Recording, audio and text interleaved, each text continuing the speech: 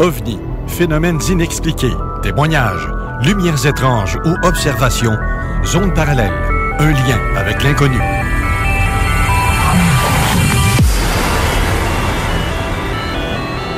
Visitez notre site web à l'adresse www.zoneparallèle.com.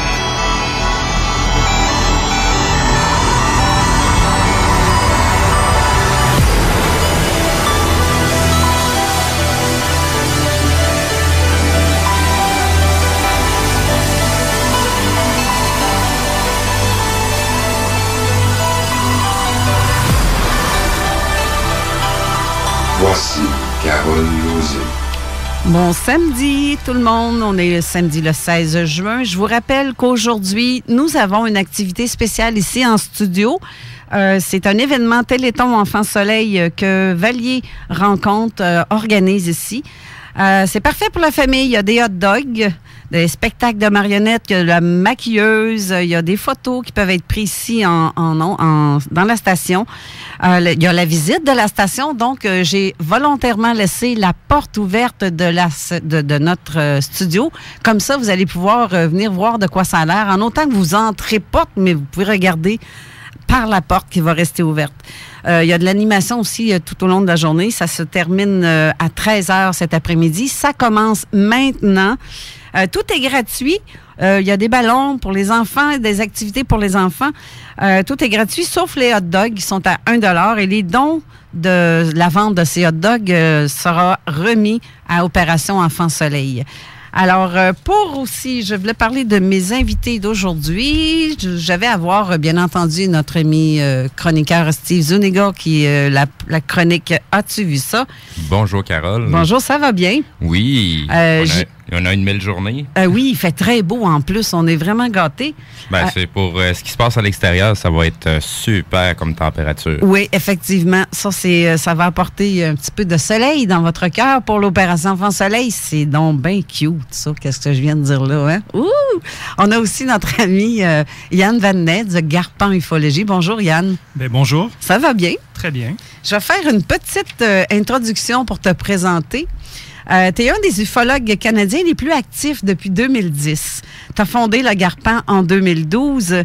Tu fais les publications de bilans mensuels que tu remets aux autorités avec ma participation d'ailleurs. Zone Parallèle, tous nos trucs s'en vont avec toi pour que tu puisses les envoyer à qui de droit. J'ai pas vraiment le temps de le faire. Oui, une fois par année, en fin d'année, on envoie ça au Canadian UFO Survey. OK. À quel endroit tu dis? À l'organisme qui s'occupe des statistiques ufologiques du Canada depuis 27 ans. Ça s'appelle le Canadian UFO Survey. OK. Tu es enquêteur aussi sur... tu as publié 3 livres en investigation en ufologie. Donc, enquêter sur les ovnis pour comprendre notre réalité. 40 cas du Québec de 73 à 2013 et 2014. Un livre de 225 pages quand même. Oui, ça fait déjà 4 ans. Alors, le but de nous, en tant qu'investigateurs, c'est que c'est bien beau écouter des histoires d'ovnis, mais il faut les faire connaître au public. Fait que ça passe par la publication. OK, bien sûr. C'est sûr que ça l'aide un petit peu, ceux qui n'ont pas Mais tu as aussi L'Humanoïde de Saint-Zénon en 2014, un livre de 325 pages. Ça non plus, c'est pas piquer des vers, c'est beaucoup de travail, de recherche. C'est peut-être le livre consacré à un seul cas d'humanoïde, le plus volumineux quand on y pense. 325 pages sur une histoire qui a duré environ 15 secondes. C'est assez spécial. Mais oui. Et tu as là aussi L'Humanoïde de Sainte-Marthe-sur-le-Lac en 2015, un livre de 178 pages. Oui, c'est un livre publié en 2015, mais c'est un cas de 1966. On se rappelle que l'humanoïde de Sainte-Marthe-sur-le-Lac, un grand humanoïde tout noir d'environ 7 pieds, a été revu 34 ans plus tard au même endroit en l'an 2000. OK. Et tu as fait aussi, tu as publié 3 ouvrages de référence. Je veux dire par là, les essais sur la constitution de l'ufologie au Québec et au Canada. Ça, tu as publié ça en 2016. Ça parle de quoi? En gros, c'est une traduction de l'étude statistique la plus importante du Canada, du groupe que j'ai mentionné tout à l'heure. Okay. Puis c'est précédé d'un essai justement sur la constitution de l'ufologie. L'ufologie, c'est une discipline en développement. Ça a toute une histoire. Et puis, c'est un apport pour développer la crédibilité de cette discipline-là. Comment est-ce qu'on peut la structurer au niveau des connaissances puis au niveau de la collaboration. OK. Tu as le catalogue illustré des cas canadiens des traces au sol, ce qu'on appelle le RR2, publié aussi en 2016. Celui-ci, c'est des trucs images. Oui, c'est un ouvrage très important. C'est les 200 meilleurs cas de traces au sol ufologique du Canada. C'est un travail qui avait été commencé par Chris Rutkowski que j'ai pu amplifier grandement, illustrer. Et puis maintenant, ça s'est rendu l'ouvrage de référence des traces au sol du Canada. OK. Tu as 50 ans d'ufologie civile au Québec, de 1966 à 2016 aussi, que tu as sorti. Ça, là-dessus, tu parles de plusieurs ufologues qui ont fait le trace, si on veut, qui ont laissé le trace. Oui, c'est pour mettre en valeur notre belle tradition de l'ufologie québécoise. Elle est tellement originale avec de nombreux chercheurs. Alors, c'est un ouvrage historiographique pour mettre en valeur l'ensemble des contributions depuis 50 ans au Québec. OK. Tu as traduit 3 ufologues canadiens. Hey, Wilbert, je ne sais pas si on le dit comme ça, Wilbert Smith? Oui, Wilbert Smith, le directeur du projet Magnet de 1950 à 1954. Tu as Arthur Matthews. Arthur Matthews, l'ami et le disciple de Nikola Tesla? Ça doit être ça. Ouais, une histoire peu connue, mais absolument sensationnelle. Tu as aussi Chris Rutkowski. Oui, c'est l'étude que j'ai mentionnée tout à l'heure, justement. Bon, bien ça, là, tu fais quoi là, avec ça? Toi, tu as lu ces livres-là en anglais, puis tu as demandé l'autorisation de faire la traduction? C'est comme ça que ça marche? Tu as demandé les droits? Oui, tout simplement. C'est des ouvrages anglophones qui n'étaient pas connus de la francophonie, comme entre autres l'ouvrage de Wilbur Smith. C'est son opus magnum, son ouvrage le plus important. Ça s'appelle La Science nouvelle. Alors, c'était indécent que ça soit toujours pas disponible en français. Fait que c'est des bonnes contributions pour faire connaître ce domaine-là d'une façon multilinguistique. OK. Mais à ce moment, parce que c'est ça, c'est sûr que, parce que c'est comme, les livres, quand on édite un livre, justement, on a un droit d'auteur. Toi, tu as demandé ces droits-là. Oui, je les ai eus. Puis, OK, ça, je trouve ça vraiment intéressant, ce que tu as fait. Vraiment, t'es pas vieux, hein? T'as pas mon âge, là. On s'entend que je m'en viens pas mal ratatiné, moi, là. Surtout que l'information qu'il y a dans ce livre-là, justement, le projet Magnet, ce qui a été fait par on peut dire le premier ufologue canadien, pas reconnu nécessairement comme ufologue parce qu'il était au ministère des Transports. Okay. Mais quand même, l'information qui a mis noir sur blanc est de l'information vraiment importante. Pour avoir lu le livre déjà 2-3 fois, la traduction, Yann en a fait. C'est vraiment intéressant. Je propose aux gens d'aller se chercher le livre en français là, pour le lire. Là. C'est vraiment important ce qu'il y a à l'intérieur de ce livre-là. Pour voir tous les titres qu'on vient de mentionner, vous pouvez visiter www.shop.garpan.ca. C'est le site de la maison d'édition, les éditions Garpan. Mais sérieusement, là, ça me surprend énormément parce que, je vais le répéter, t'es pas vieux et t'as tellement d'ouvrages derrière la cravate. Oui, mais c'est à cause j'ai trouvé le secret de la vie. T'as trouvé le secret. Vas-tu me le donner, ce secret-là? Ben oui, je vais le partager en main. C'est pour ça que je suis venu aujourd'hui. Le secret, selon moi, c'est une question du temps. C'est que nous vivons dans l'éternité, c'est juste qu'on s'en rend pas compte parce qu'on est incarné. Mais le temps peut s'allonger, il est malléable, et puis il suffit d'établir ses priorités. On peut faire énormément de choses en une seule journée. Et puis c'est surtout que de jour en jour, il faut garder l'émerveillement, l'étonnement. Lorsqu'on s'émerveille à chaque jour, lorsqu'on apprend des choses chaque jour, c'est comme s'il y a une accélération du temps. Et plus nous avons d'expérience, plus le temps ralentit. Hein? Tu dis ça, mais moi, j'ai l'impression du contraire. Je sais. Plus ça avance, plus ça va vite. Puis j'ai l'impression que les journées, je les vois pas passer. Pourtant, c'est le contraire. Excusez, j'ai encore une petite grippe. Je vais revenir à les éditions du Garpan. Tu as publié 8 ufologues. Toby Guillemette. Oui. Qui est Toby Guillemette? Ben, Toby Guillemette, c'est un collaborateur du Garpan depuis 2013-2014. C'est un des ufologues que j'admire le plus. C'est un grand ami. C'est un ufologue franco-québécois. Maintenant, il habite à Nice. Et puis, il continue toujours à travailler sur d'excellents volumes. C'est avec lui que j'ai publié les 2 livres qu'on a mentionnés tantôt sur les humanoïdes. Et puis, d'autres travaux en cours. Il y aura d'autres livres qui seront publiés en cours d'année. Tu as aussi Donald Cyr, lui, je le connais, par exemple. Donald, il est dans le coin de Sherbrooke. Lui, Donald UFO Cyr, qu'on appelle, là. Oui, tout à fait. T'as publié un livre pour lui aussi? Oui, même 3 petits volumes là, qu'on est en train de réunir en un seul volume en tant que tel. Donald, c'est un passionné de l'ufologie. C'est depuis plus de 35 ans. C'est quelqu'un qui connaît beaucoup de choses de l'ufologie québécoise, mais c'est pas quelqu'un d'un petit peu gêné, quelqu'un qui n'était pas porté par lui-même à écrire des choses. Alors, ce qui lui manquait, c'était quelqu'un pour l'orienter, l'encourager, pour qu'il puisse publier l'énormité du savoir qu'il possède d'une façon le mieux présenté possible. Mon Dieu, excuse-moi, j'avais comme fermé le micro par erreur. OK, t'as aussi Marc Hubert. Marc Hubert, c'est lui qu'on a vu à UFO 601, si je me trompe pas. En 2016, il était présent, en effet. OK, spécial comme phénomène d'homme, mais peut être intéressant si on le comprend aussi, hein, parce qu'il est dur à suivre, mais ça peut être intéressant. Lui, il parle de quoi, en fait? C'est un investigateur. C'est quelqu'un qui avait cessé de faire l'investigation au début des années 2000, qui avait côtoyé plusieurs organisations, qui connaissait les ufologues des années 90. Et puis, sa réflexion s'est poursuivie au fil des années, même s'il s'est éloigné du domaine. L'ouvrage qu'on a publié de lui, c'est L'inquiétant mythe extraterrestre. À savoir, il fait une analyse, il a développé un instrument d'analyse qu'on peut utiliser, imaginez-vous, autant pour les films que pour les témoignages ufologiques. C'est ce qu'il appelle la ligne TI. C'est que d'un côté de la ligne, c'est l'aspect technologique de la chose, et de l'autre côté, c'est l'aspect imaginaire. Okay. Alors, quand on regarde les films des années 50 ou soit n'importe quel film, disons, d'extraterrestres ou d'ufologie, on peut voir que certains vont mettre le film sur un aspect plus le côté technologique de la chose. C'est que ce sont des êtres évolués qui ont évolué technologiquement puis qui viennent ici, tandis que d'autres témoignages ou d'autres films, c'est plus fantasmagorique, c'est comme on dirait un genre de rêve. Fait que oui. C'est comme plus une rencontre spectrale, comme M.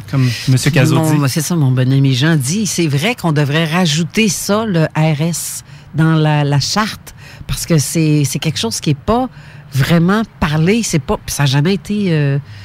C'est une incroyable contribution de notre confrère Jean Cazot. Les rencontres spectrales, en effet, pour ma part, j'ai commencé à utiliser cette catégorie-là, puisque nous respectons l'œuvre ufologique de Jean Cazot. Oui, moi aussi, je commence à utiliser ça, puis j'essaie de nommer ça plus parce que je veux inculquer pas cette valeur-là, parce que c'est une nouvelle, pas une valeur, mais une nouvelle...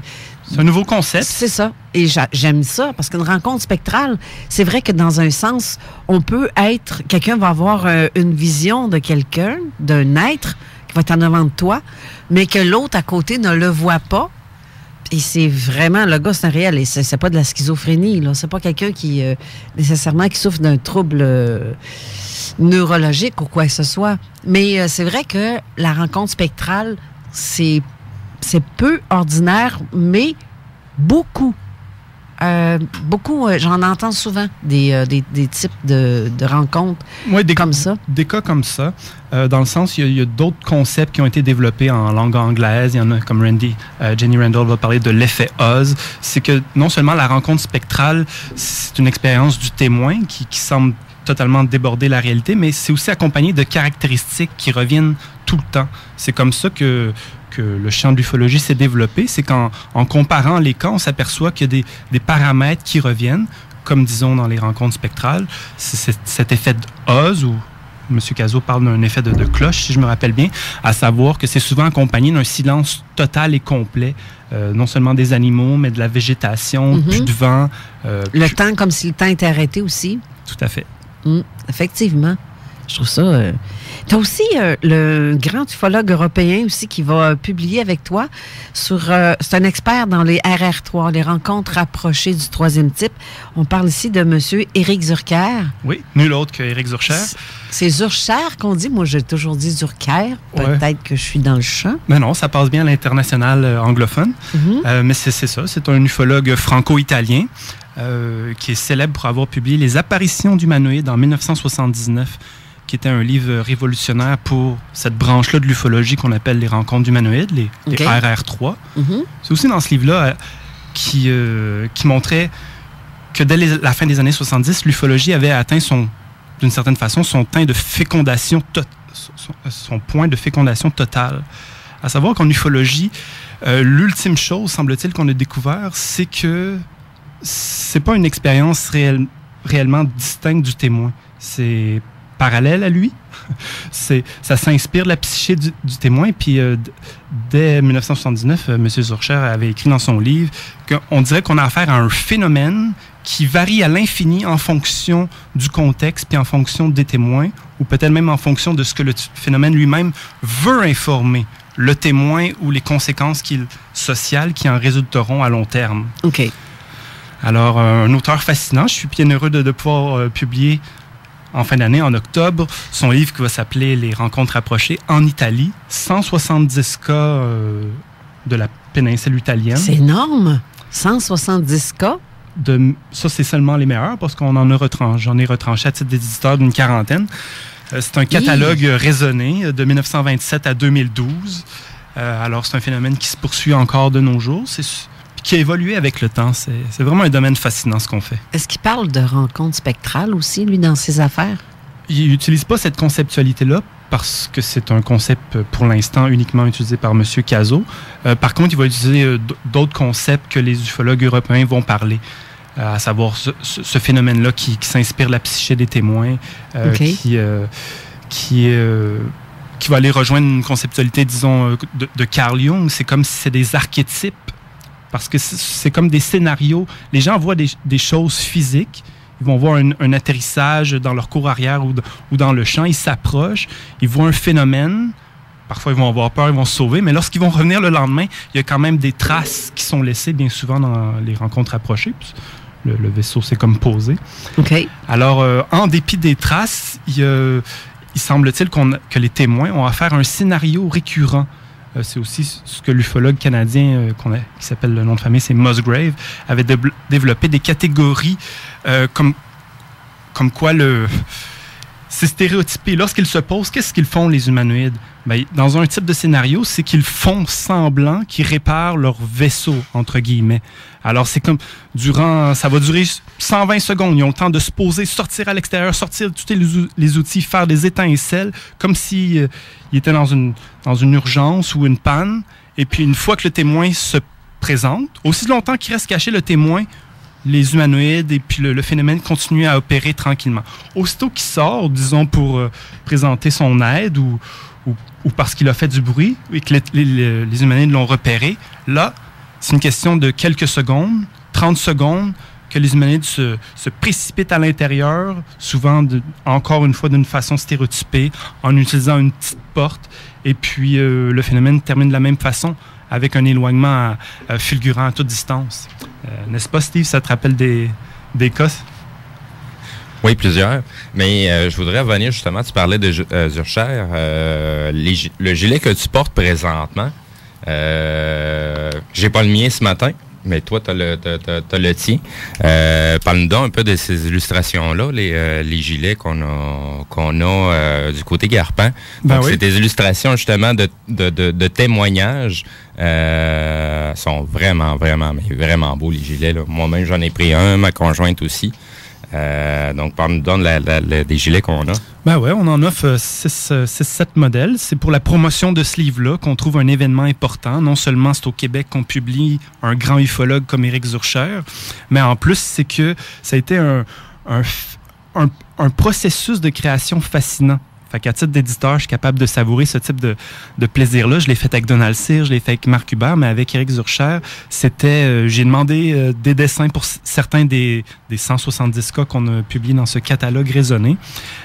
Parce que le support visuel, comme qu'on le fait au Garpin, tu le sais bien, dans les formations, à quel point j'insistais sur le fait qu'au Garpin, on veut toujours des dessins des témoins ou des reconstitutions, prendre des photos sur place, parce que c'est comme ça que l'information a son maximum de potentiel de transmission.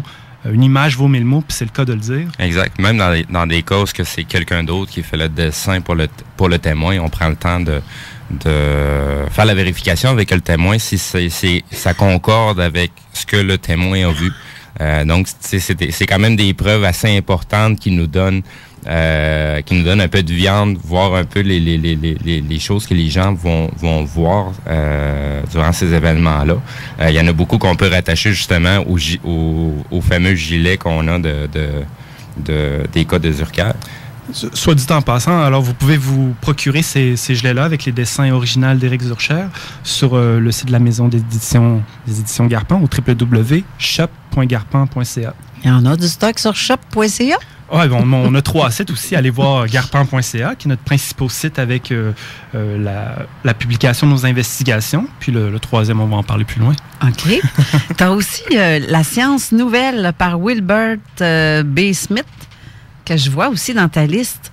Ensuite, Le mur de lumière par Arthur Matthews, Nikola Tesla. Et Les ovnis au Canada, 25 ans de signalement ufologique, de 89 à 2013. Ça comprend des signalements qui sont pris par uniquement des choses que toi, Garpan, reçois ou... Non, c'est comme j'ai mentionné tout à l'heure, c'est la traduction de l'étude statistique la plus importante de l'ufologie au Canada. C'est celui-là, OK, oui. D'accord. Fait que Chris Rutkowski, vous pouvez aller sur le site, c'est de Canadian UFO Report. Et puis, vous pouvez le télécharger gratuitement en anglais, cette étude-là dont nous parlons. Mais aux éditions Garpan, nous l'avons publié en français. Vous pouvez vous le procurer pour seulement 10 $, je crois. C'est pas dispendieux? Non. Tu organises aussi le 5e congrès ufologique international de Montréal cette année. C'est toi qui fais ça? Entre autres, je veux dire, c'est tellement gros que je ne pourrais pas m'en sortir tout seul, mais on a commencé le projet et puis c'est l'ensemble des autres collaborateurs qui fait qu'un événement comme ça est possible. Qui travaille avec toi là-dessus? Bien, mon directeur technique ici présent. Bonjour.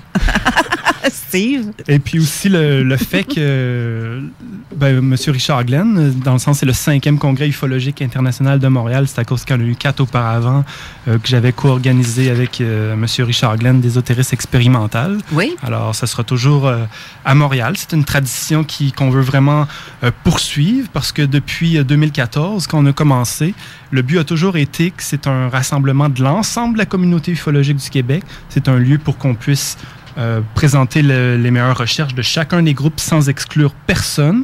C'est pour ça que chaque année, on a invité chaque organisation ufologique. Parfois, ils sont venus, parfois, ils ne pouvaient pas, mais la porte est toujours ouverte parce que le Québec, c'est déjà assez petit comme ça. On n'est pas pour infiniment cloisonner nos recherches. Le but, c'est qu'il y ait un dialogue, puis aussi donner une bonne impression à l'international. Si on n'est pas capable de s'entendre en commun ici, que comment les rumeurs peuvent voyager vite à l'international. On est même écouté dans plusieurs pays présentement. Alors. Ben là, oui, justement, on a l'Europe, vraiment, là, je suis très surprise. Il y a des groupes européens en ufologie. J'en ai de partout. Même, ça a l'air qu'on est écouté en Afrique. Savais-tu ça? Ben, j'espère. À vrai dire, ça fait partie de la francophonie, c'est normal. Hein? C'est très grand. Mais depuis 2012, où que je suis à la tête du Garpan, j'ai été souvent approché par des gens de pays du tiers-monde, c'est le cas de le dire, là, qui n'avaient pas de moyens. Puis j'ai pu faire mon possible pour leur donner des conseils parce que, justement, il y a un grand potentiel de développer des ufologies nationales dans des pays comme le Congo, la Somalie, etc., parce que c'est totalement absent. Fait que c'est important que justement, les ufologies nationales qui sont en retard sur comme la Suède, la Suisse, la France, le Québec, le Canada, les États-Unis, puissent s'inspirer de ce qui se fait dans ces pays-là pour...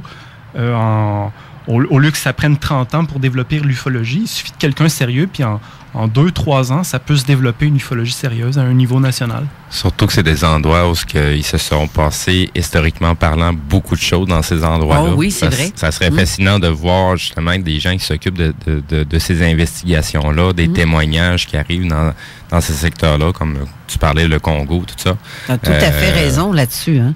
Oui. Fait que si on n'a pas beaucoup d'informations, ça serait le fun d'en avoir plus. Là, on va devoir aller à la pause, mais je trouve ça très intéressant. J'ai plein de questions à te poser. Ça n'est que commencer. Ça n'est qu'un début, oui, effectivement. On revient après la pause.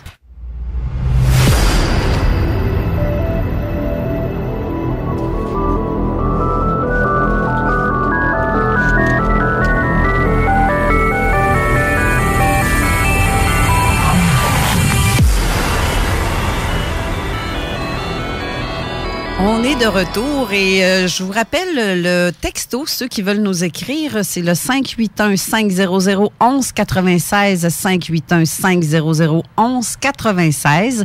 Ceux qui veulent poser des questions à Yann ou à Steve lors de l'émission, je vais essayer de lire vos textos en ondes. Je vous rappelle aussi, encore une fois, que l'événement ici qui se passe à l'extérieur du studio, en arrière de la bâtisse, en fait, c'est au 49 rue Fortier, ici à Lévis, à CJMD. Des hot dogs. On a des hot dogs. Pas cher, $1 le hot dog. Mais il y a aussi des personnalités comme Daniel Dorion, qui est l'auteur de la chanson thème cette année de l'opération Enfant Soleil, est ici avec ses marionnettes, maquillage pour enfants, ballons, tout ça, en fait, ça se passe aujourd'hui. Vous pouvez venir aussi visiter les locaux des studios. Vous pouvez même nous voir en ondes présentement puis faire un petit coucou dans le cadre de porte pendant je l'ai laissé ouverte volontairement. Donc, pour un genre d'intro, je vais faire un test aujourd'hui pour la première fois. Volontairement, je vais mettre une chanson. Jamais je ne mets de chanson, sauf par erreur. Parce qu'il y a des fois qu'il y en a qui me passent sous le nez, puis je les ai pas vus, mais par erreur. Mais celle-ci, c'est une chanson qui est très connue, sauf que je me demande si les gens ont porté attention aux paroles de la chanson. Je vous la mets, j'essaie de vous la mettre, on verra. Ça sera pas long.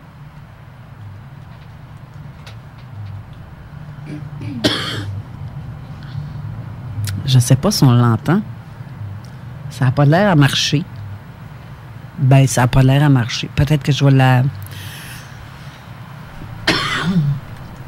Bon, ça n'a pas l'air à marcher, fait que je suis vraiment pourrie. Ça sera pour la semaine prochaine. Ben, ou si Sabrina m'entend, qu'elle revienne. Parce que d'habitude, c'est pas dur. On la met, puis ça s'arrête là. Bref, c'est ça. On va essayer de la mettre un peu plus tard. Mais je vous dis pas c'est quoi la chanson au cas où que ça marcherait. Excusez encore pour ma toux. Yann, on va parler du bilan du Garpan 2017. Oui. Qu'est-ce que tu as à me dire là-dessus? Ben, parle-nous-en, c'est toi qui as participé. Allons. Donc, qu'est-ce que toi, tu reçois?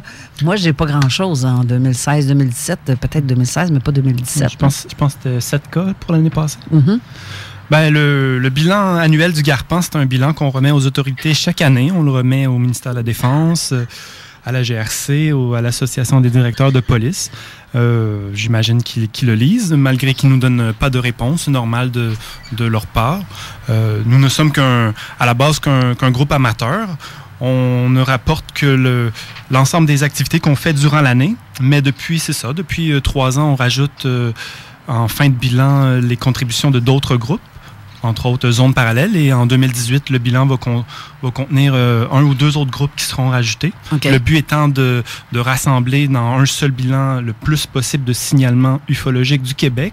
Le but étant d'avoir une vision globale de ce qui se passe, puis aussi d'offrir des répertoires pour les recherches ultérieures, pour pouvoir s'orienter, pour savoir c'est bien beau de savoir qu'il y a eu un signalement dans telle ville, tel témoin, mais c'était qui l'investigateur, tel groupe, où sont rendues les archives. Alors, ces bilans-là vont permettre pour les générations futures de retracer l'information, puis aussi de faire connaître au public chaque année ce qui s'est passé durant les 12 derniers mois. Parle-moi donc des cas les plus bizarres qu'il y a eu justement en 2017. Les cas les plus bizarres. Ben, je commencerai par dire que chaque année, on reçoit 2 types de cas. C'est soit des cas récents ou des cas plus vieux. Et puis bien souvent, les gens, quand ça fait plus qu'une année, 5 ans, 10 ans, ils pensent qu'à cause que ça fait longtemps, ça ne nous intéresse plus. Ce qui n'est vraiment pas le cas, parce que une histoire marquante reste marquante comme un traumatisme. Ça reste présent comme si c'était arrivé hier. C'est ce que les témoins disent.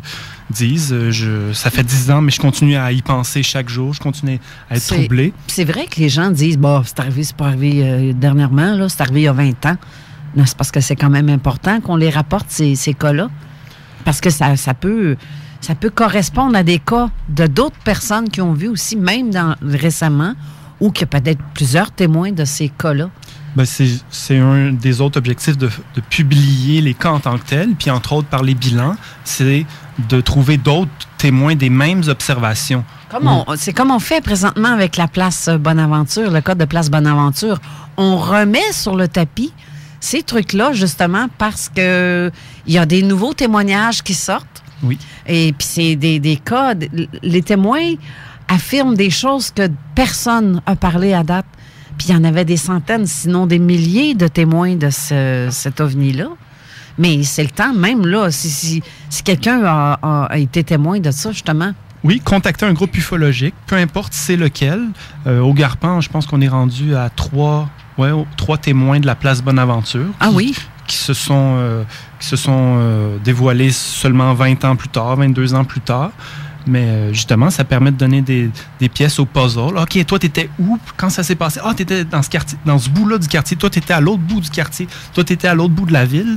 Puis ça permet de comprendre cette observation de masse qui assurément, les témoins qu'on connaît doivent se tourner autour d'une centaine de personnes. Puis ça, c'est sans compter tous ceux qui n'ont pas parlé, sans compter aussi les témoins qui ont oublié. C'est aussi flyé que ça, notre domaine. Non, ouais, il y a des gens qui oublient, puis parfois, oups, là, ça remonte à la surface de la conscience 10 ans, 20 ans plus tard. Et puis, ben, il y a un rôle d'investigation de voir pourquoi c'est remonté à la surface, à quel point c'est crédible. C'est sûr qu'on n'accepte pas comme de l'argent comptant n'importe quelle histoire, mais le but, c'est de comparer les cas pour mieux les comprendre. Effectivement.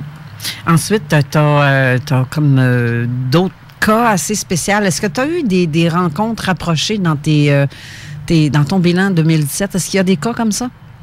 Une rencontre rapprochée, à la base, c'est une rencontre de quelque chose à moins de 200 mètres. C'est ce qu'on appelle une RR1, une rencontre rapprochée. Tu as une préférence, Carole?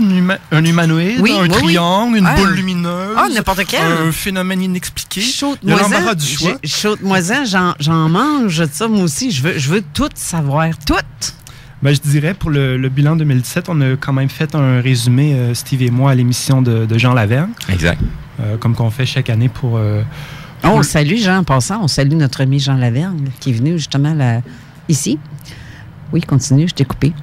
Sinon, je sais pas, ça me revient pas comme ça. J'en ai pas un qui me vient à l'esprit de 2017. C'est ce qui arrive quand on en a trop, ça nous sort par les oreilles.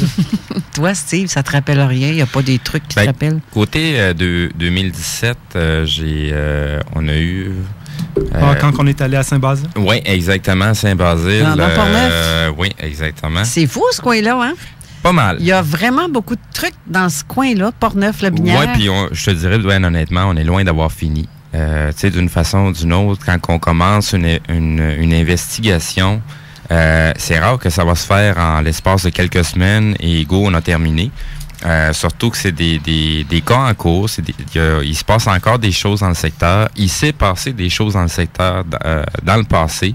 Mm-hmm. C'est quoi? C'est notre témoin, M. Richard, nous donnait de l'information quasiment de 10 ans en arrière sur les signalements, les choses qui ont été vues par lui-même et par son voisinage. Il y a beaucoup de son voisinage qui veut garder l'anonymat. Mm-hmm. Donc, la seule chose qu'ils ont fait, c'est qu'ils ont transmis leur témoignage à M. Richard. Et c'est lui un peu le porte-parole de tous ces signalements-là.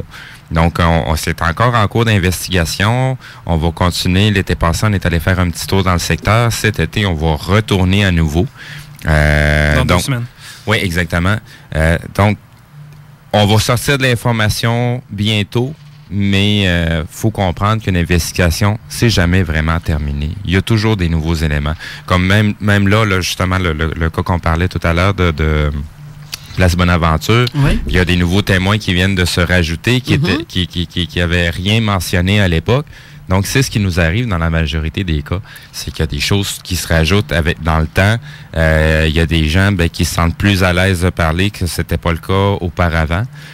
Donc, ça nous donne de nouvelles informations, un petit peu plus de viande, puis ça nous permet un peu de comprendre un peu plus le phénomène. Comme Stéphane, la semaine dernière, qui nous a raconté que moi, ça fait 2 ans que je connais son histoire. Je me suis retenue à peu près, pour pas en parler. Je savais que je voulais faire un montage vidéo avec lui.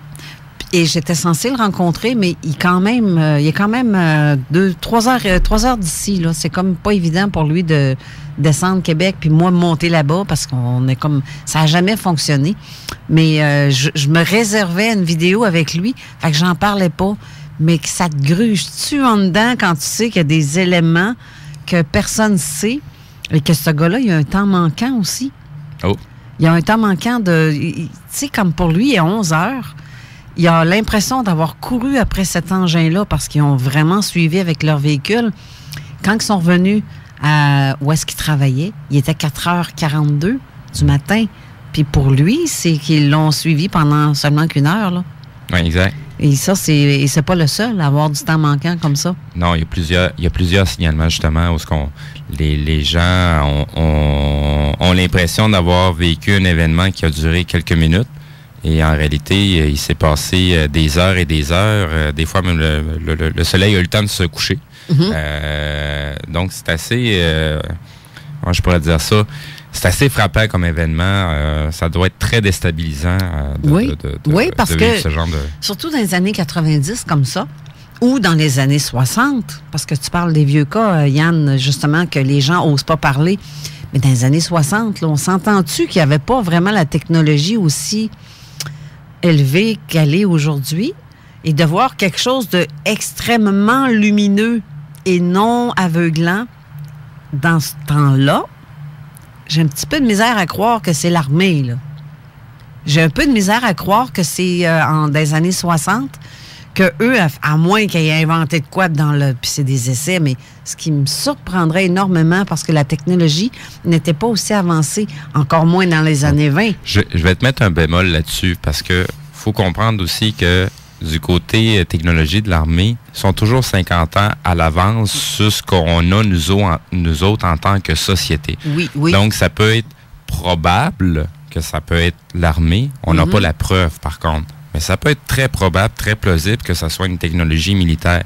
Avez-vous entendu parler dans les années 20, justement, sur le site du pape? J'ai vu ça sur le site du pape quand ils ont parlé de les enfants qui ont vu Fatima, là.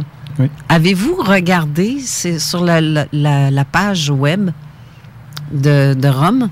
Du Saint-Siège. C'est cela. Ça fait un petit moment que je suis pas allé. Ils en ont parlé de ce cas-là et ils ont décrit que les enfants et des centaines, sinon des milliers de personnes... 40 000 personnes. C'est ça. Ils ont vu un engin osciller gauche-droite, se balancer dans les années 20, là. Hey, regarde, la lumette, elle existait, puis ses points là-bas, là. Le briquet n'était même pas encore inventé. Fait que je comprendrais pas pourquoi que l'armée aurait comme...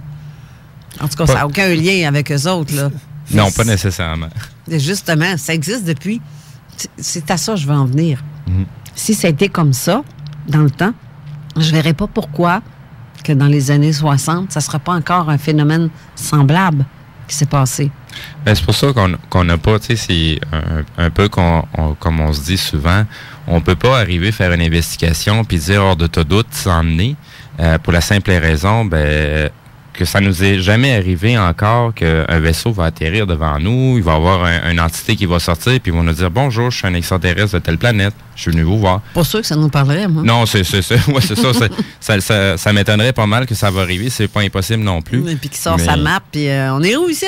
Mais non, au contraire, c'est le genre de cas qu'il y a eu par le passé. C'est ce qui a troublé beaucoup le début de l'ufologie. C'est comment ça qu'il y a des gens qui prétendent avoir vu des extraterrestres, entre guillemets, sont sortis de leur engin puis leur ont parlé en anglais. Or, oui, le phénomène fonctionne comme ça. Mais pour revenir sur ce que tu disais, Carole, nous, au GARPA, on a développé on a mis en relief encore plus la différence entre deux concepts très importants pour l'investigation. À savoir, d'un côté, tu as des observations, puis de l'autre côté, tu as des rencontres qu'on retrouve dans la nomenclature rencontres rapprochées, disons, de troisième type. Puis justement, quelqu'un qui voit un objet dans le ciel, c'était peut-être pas dû pour lui. C'était peut-être une méprise, c'était peut-être un engin militaire non conventionnel. Ça, c'est ce qu'on va appeler une observation. Il était là au bon moment, puis il l'a vu. Mm-hmm. C'était arrivé près de... Mais pourquoi tu dis c'était pas là pour lui? Tandis qu'une rencontre, la façon que les gens nous le racontent, c'est qu'on dirait que l'événement était pour les témoins, c'était pour les transformer. Qui se sentaient comme visés par ce phénomène-là, comme quoi que le contact devait être uniquement avec eux. C'est ça? Oui, puis c'est bien souvent les témoins qui ont été visés par le phénomène. Ce qu'ils nous disent par la suite, puis ce qui les tracasse pendant des années, c'est « Pourquoi moi? Pourquoi moi? » Puis c'est ça qui n'arrive pas à dénouer. Parce qu'ils se rendent compte qu'ils ont vécu quelque chose qui sortait radicalement de l'ordinaire, mais qui sont pognés avec leur phénomène, soit que les gens ont ri de lui, de cette personne-là, soit qu'ils ne savent pas quoi faire de leur témoignage. C'est comme, moi, je suis juste un travailleur, un homme du commun, c'est pourquoi c'est arrivé à moi, etc. OK, je comprends. C'est presque à dire que c'est un traumatisme qui leur arrive. Comme un accident de voiture. Quasiment. C'est très marquant à vie. Là. Pour des cas de rencontre directe avec l'être, oui, c'est très traumatisant. Mais moi, pour avoir vu personnellement un ovni, j'ai pas vu les êtres. Mais j'ai vu l'ovni qui est à peu près à 300 pieds au-dessus de ma tête. C'est très bas, là. Oui, effectivement. Mais c'est traumatisant, oui, mais je ne peux pas oublier ce phénomène-là. Je ne peux pas, je suis marquée à vie, mais pas traumatisée. J'aimerais bien les revoir, mais qui restent de loin. Parce que quand ça a passé, sérieusement, j'étais avec ma fille au bord du feu. Et quand c'est passé, j'ai demandé, va chercher mon conjoint à l'époque à l'intérieur. Puis le temps qu'elle est rentrée à l'intérieur, je peux-tu te dire que j'ai trouvé le temps long, tout seul, sa galerie? J'avais la main sur la poignée de porte, puis je me disais dans ma tête, continue, arrête pas. Je veux pas que tu arrêtes. Puis je le voyais continuer son chemin à peu près 5 km/h. C'était tellement lent et sombre, puis c'était juste éclairé en dessous, en fait, de l'engin. Puis c'est comme tu m'as montré, et tu m'as même donné ça en cadeau. J'ai trouvé ça trop cute. C'est une souris d'ordinateur un peu, mais spéciale, là, saccadée. Là. Ça avait cette forme-là. Puis tu vois, quand on l'a vu, ça a été comme... c'est quoi ça? C'est pas un météorite, pas à vitesse que ça va. Pas à distance que c'est non plus. C'est un cas que je connais bien, hein, Carole. On l'a publié dans le livre Enquêter sur les ovnis. Oui, en plus. Mais c'est parce que la distance, justement, était sur le terrain à côté de chez moi. À l'époque, il n'y avait pas de maison. C'était vraiment une vingtaine de mètres environ. À peu près même pas. Et puis, la dimension de l'objet, si je me rappelle bien, c'était environ 10 mètres, c'est ça? C'est à peu près... la grandeur de mon terrain est 60 par 100. C'est à peu près la grandeur de mon terrain si je l'imagine au sol. Plus ou moins, là. C'est dans ces coins-là. Ce qui est immense, lorsque tu vois ça à quelques mètres, à 5 km/h, à plusieurs mètres du sol. Ben c'est ça. Puis tu te dis, crème, non, mais je rêve, là. Mais ce qui est drôle, c'est qu'il y a quelqu'un d'autre qui l'a vu sur le toit de l'édifice où est-ce qu'il se situait à son travail. Il était sorti sur le toit. Il travaillait sur le toit, en fait. L'autre témoin qui me dit l'avoir vu, mais je l'ai su juste en 2014, ça. Oui, mais ça prouve notre point, justement, qu'il faut faire connaître les cas ovnis pour trouver des témoins de d'autres points de vue. Dans ce cas-ci, l'expérience personnelle que Carole raconte, c'est un des très bons cas du Québec. Parce que Carole, elle est quelqu'un de crédible. Elle n'était pas seule. C'était très proche. C'était gros. C'était manifestement rien d'autre que cette chose inconnue. Puis en plus, c'est que il y avait un témoin totalement séparé qui était 2 kilomètres plus loin, qui a vu la même chose. Alors, dans ce cas-ci, justement, de proche, ça semble être une rencontre. Ben oui, puis lui, il le voyait de loin, mais il disait que ça survolait au-dessus des maisons à très, très basse altitude. Quand j'ai dit... C'est parce que ça passe au-dessus de chez nous. Je voyais le dessous de l'engin. Je voyais même la forme de la carlingue. Puis j'ai jamais vu ça. Puis pour moi, dans ma tête, une soucoupe volante dans le temps, là, en 2001, c'est arrivé. J'avais l'impression que c'était toutes des affaires ronds, des soucoupes. Oui. Des ronds ou des formes de cigares. Mais tu sais, le phénomène de boule, peut-être, puis même encore... Aujourd'hui, tu as des formes de cloches, tu as des formes de chapeaux, tu as des formes de... Tu as toutes les formes. C'est comme ça depuis le début de l'ufologie. C'est juste que durant très longtemps, et l'ufologie en tant que telle a toujours procédé sous forme de caricature, toujours à sa plus simple expression, parce que c'est un domaine tellement vaste et varié que c'est normal que les gens retiennent juste le petit bonhomme vert puis la soucoupe volante, mais c'est loin d'être cela. Puis c'est même pas vert en plus. Non, c'est ça, ils sont même pas verts. Je sais pas pourquoi. C'est venu avec des petits bonhommes verts. Ben, c'est un peu aussi l'image que le cinéma a laissé justement de ce phénomène-là. Ben peut-être qu'ils ont. Les gens ils ont tendance à beaucoup identifier ce qu'ils vont voir, le témoignage qu'ils vont nous faire par rapport à ce qu'ils ont déjà vu au niveau du cinéma. Donc, c'est très bien alimenté de ce côté-là. Donc, ils ont peut-être aussi fait l'association avec ceux qui voient des reptiliens, qui est comme une grenouille. Ah, là, on embarque dans un autre sujet. Un crapaud, c'est vert. C'est-tu de là vient l'histoire du vert? vert? Je ne crois pas, parce que je pense plutôt que ça vient des petits Little Green Men. C'est une expression anglophone. Ça vient des années 50 avec les Martiens. Tandis que les reptiliens sont venus plus tard dans la mythologie ufologique. Avec des petites antennes, là, puis tout. Des choses comme ça. Ouais, c'est tellement... Mais d'habitude, c'était une antenne sur le chapeau, puis c'était un trèfle à 4 feuilles. Là. Puis il y avait un petit bonhomme avec son pot d'or. T'as aussi, je dirais, d'autres cas dans l'ufologie, où comme moi, dans mon cas, on est rendu à 6 rencontres de gens qui voient des êtres comme des grands ou des petits gris, juste dans ma région. J'en ai aussi qui sont dans la région de Saint-Michel, Bellechasse, dans la région de Bellechasse. Est-ce que vous en avez aussi de ça? Mais moi, je répondrais qu'il y a une très grande distinction à faire lorsqu'on vient à parler des humanoïdes en ufologie, qui n'est pas mise assez en valeur, n'est-ce pas, Steve? C'est le fait que les gens vont dire qu'ils ont vu un humanoïde. Mais la première question qu'il faut leur poser en titre d'investigateur, c'est: est-ce que tu étais éveillé ou tu dormais? Exact.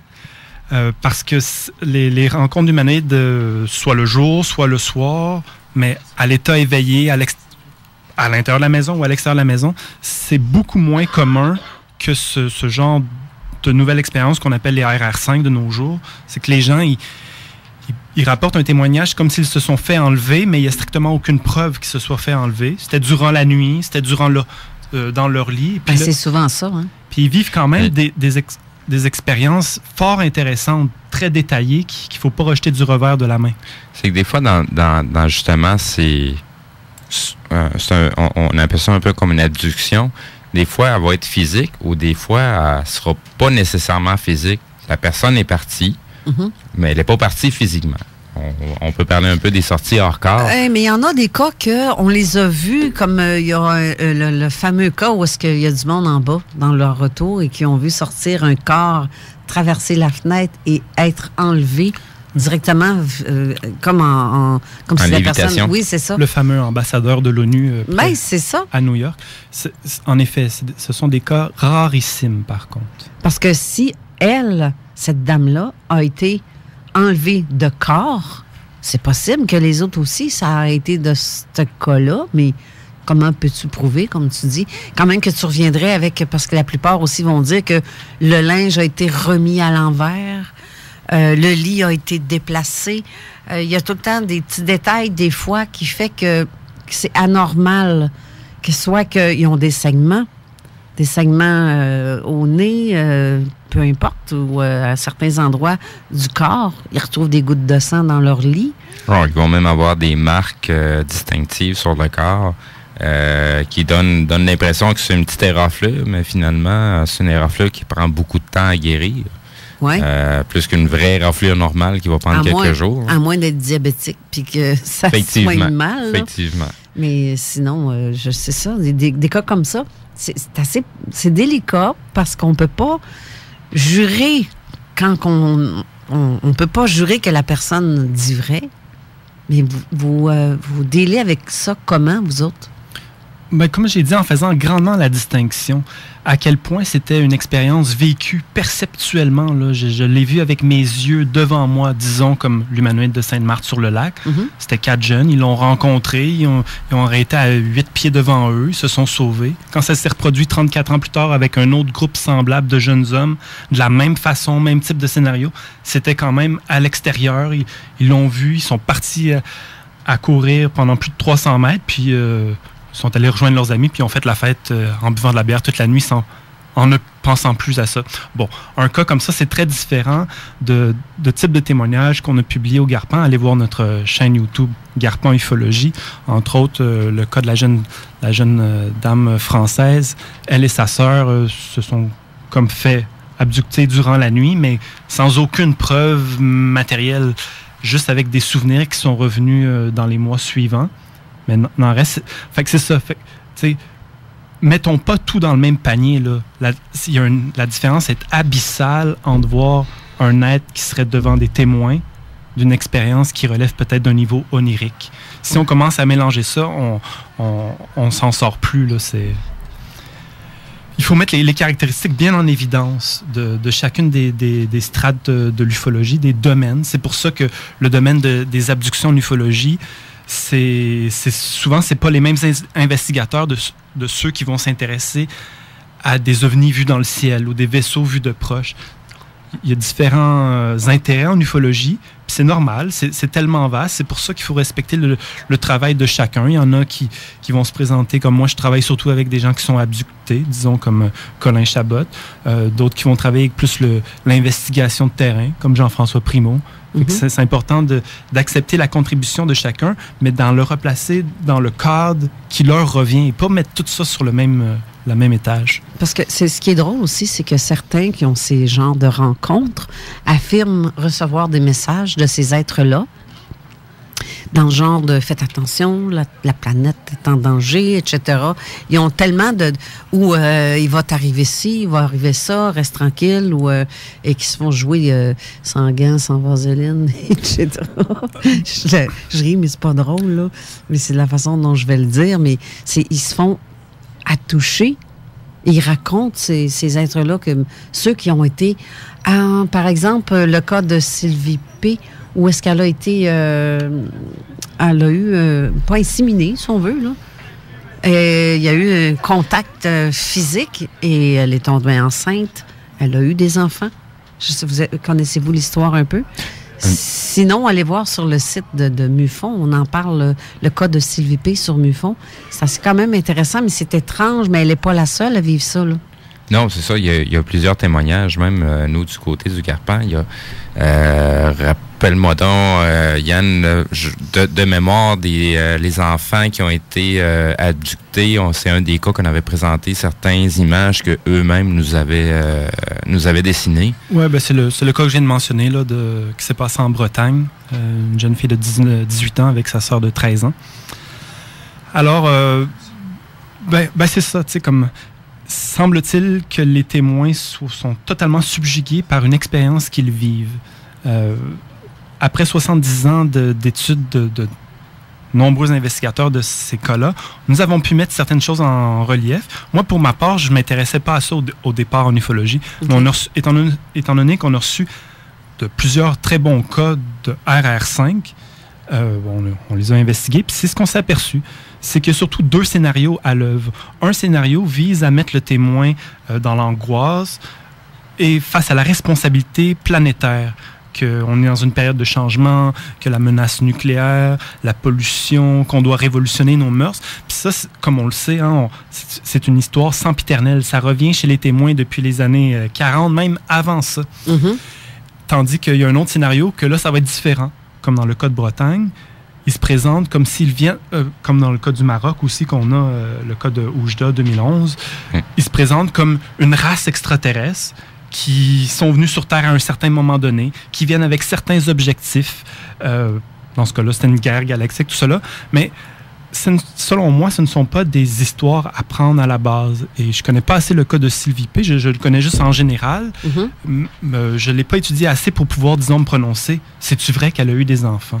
À la base, si je prends juste ce que j'en ai entendu, puis je le compare avec d'autres cas de RR5, semble-t-il que c'est un scénario. C'est toujours un scénario typique conventionnel qui va rejoindre des idées comme Éric Zurcher, qu'on parlait tout à l'heure, ou encore Gustav Jung. On dirait que c'est un scénario archétypique. C'est toujours comme quand les gens se font enlever.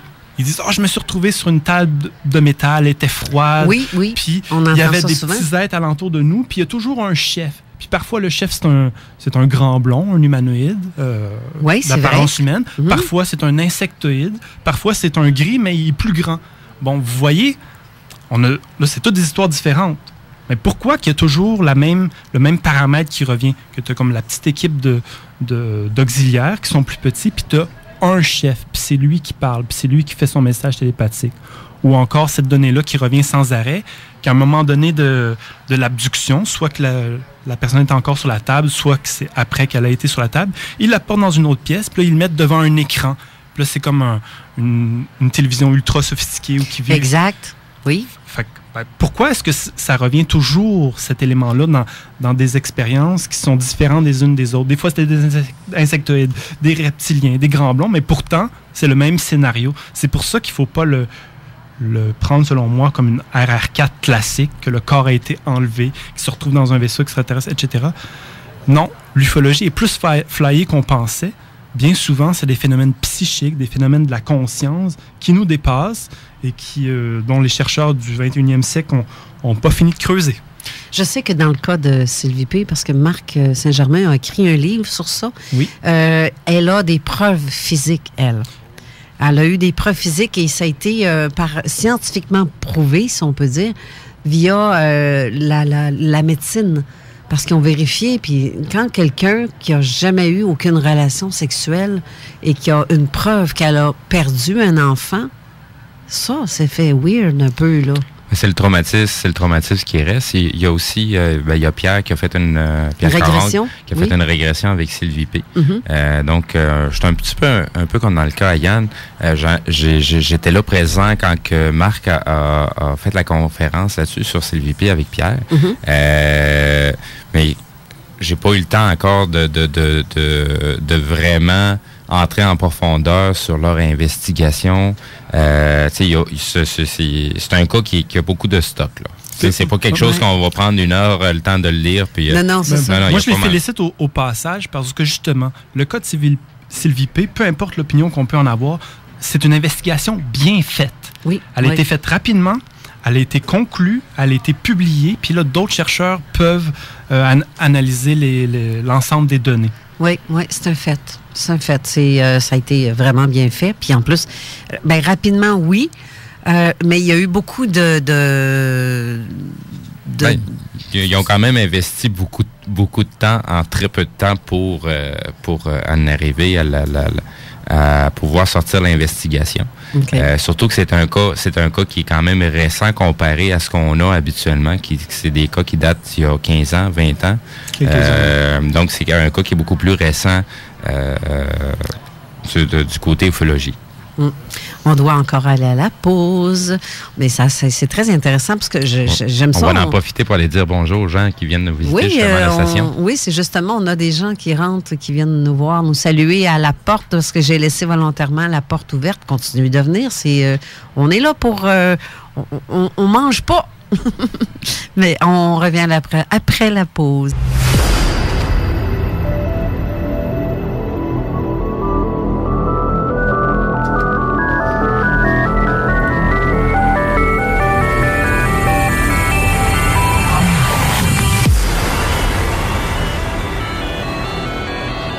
On est de retour avec Yann Vannet et Steve Zuniga.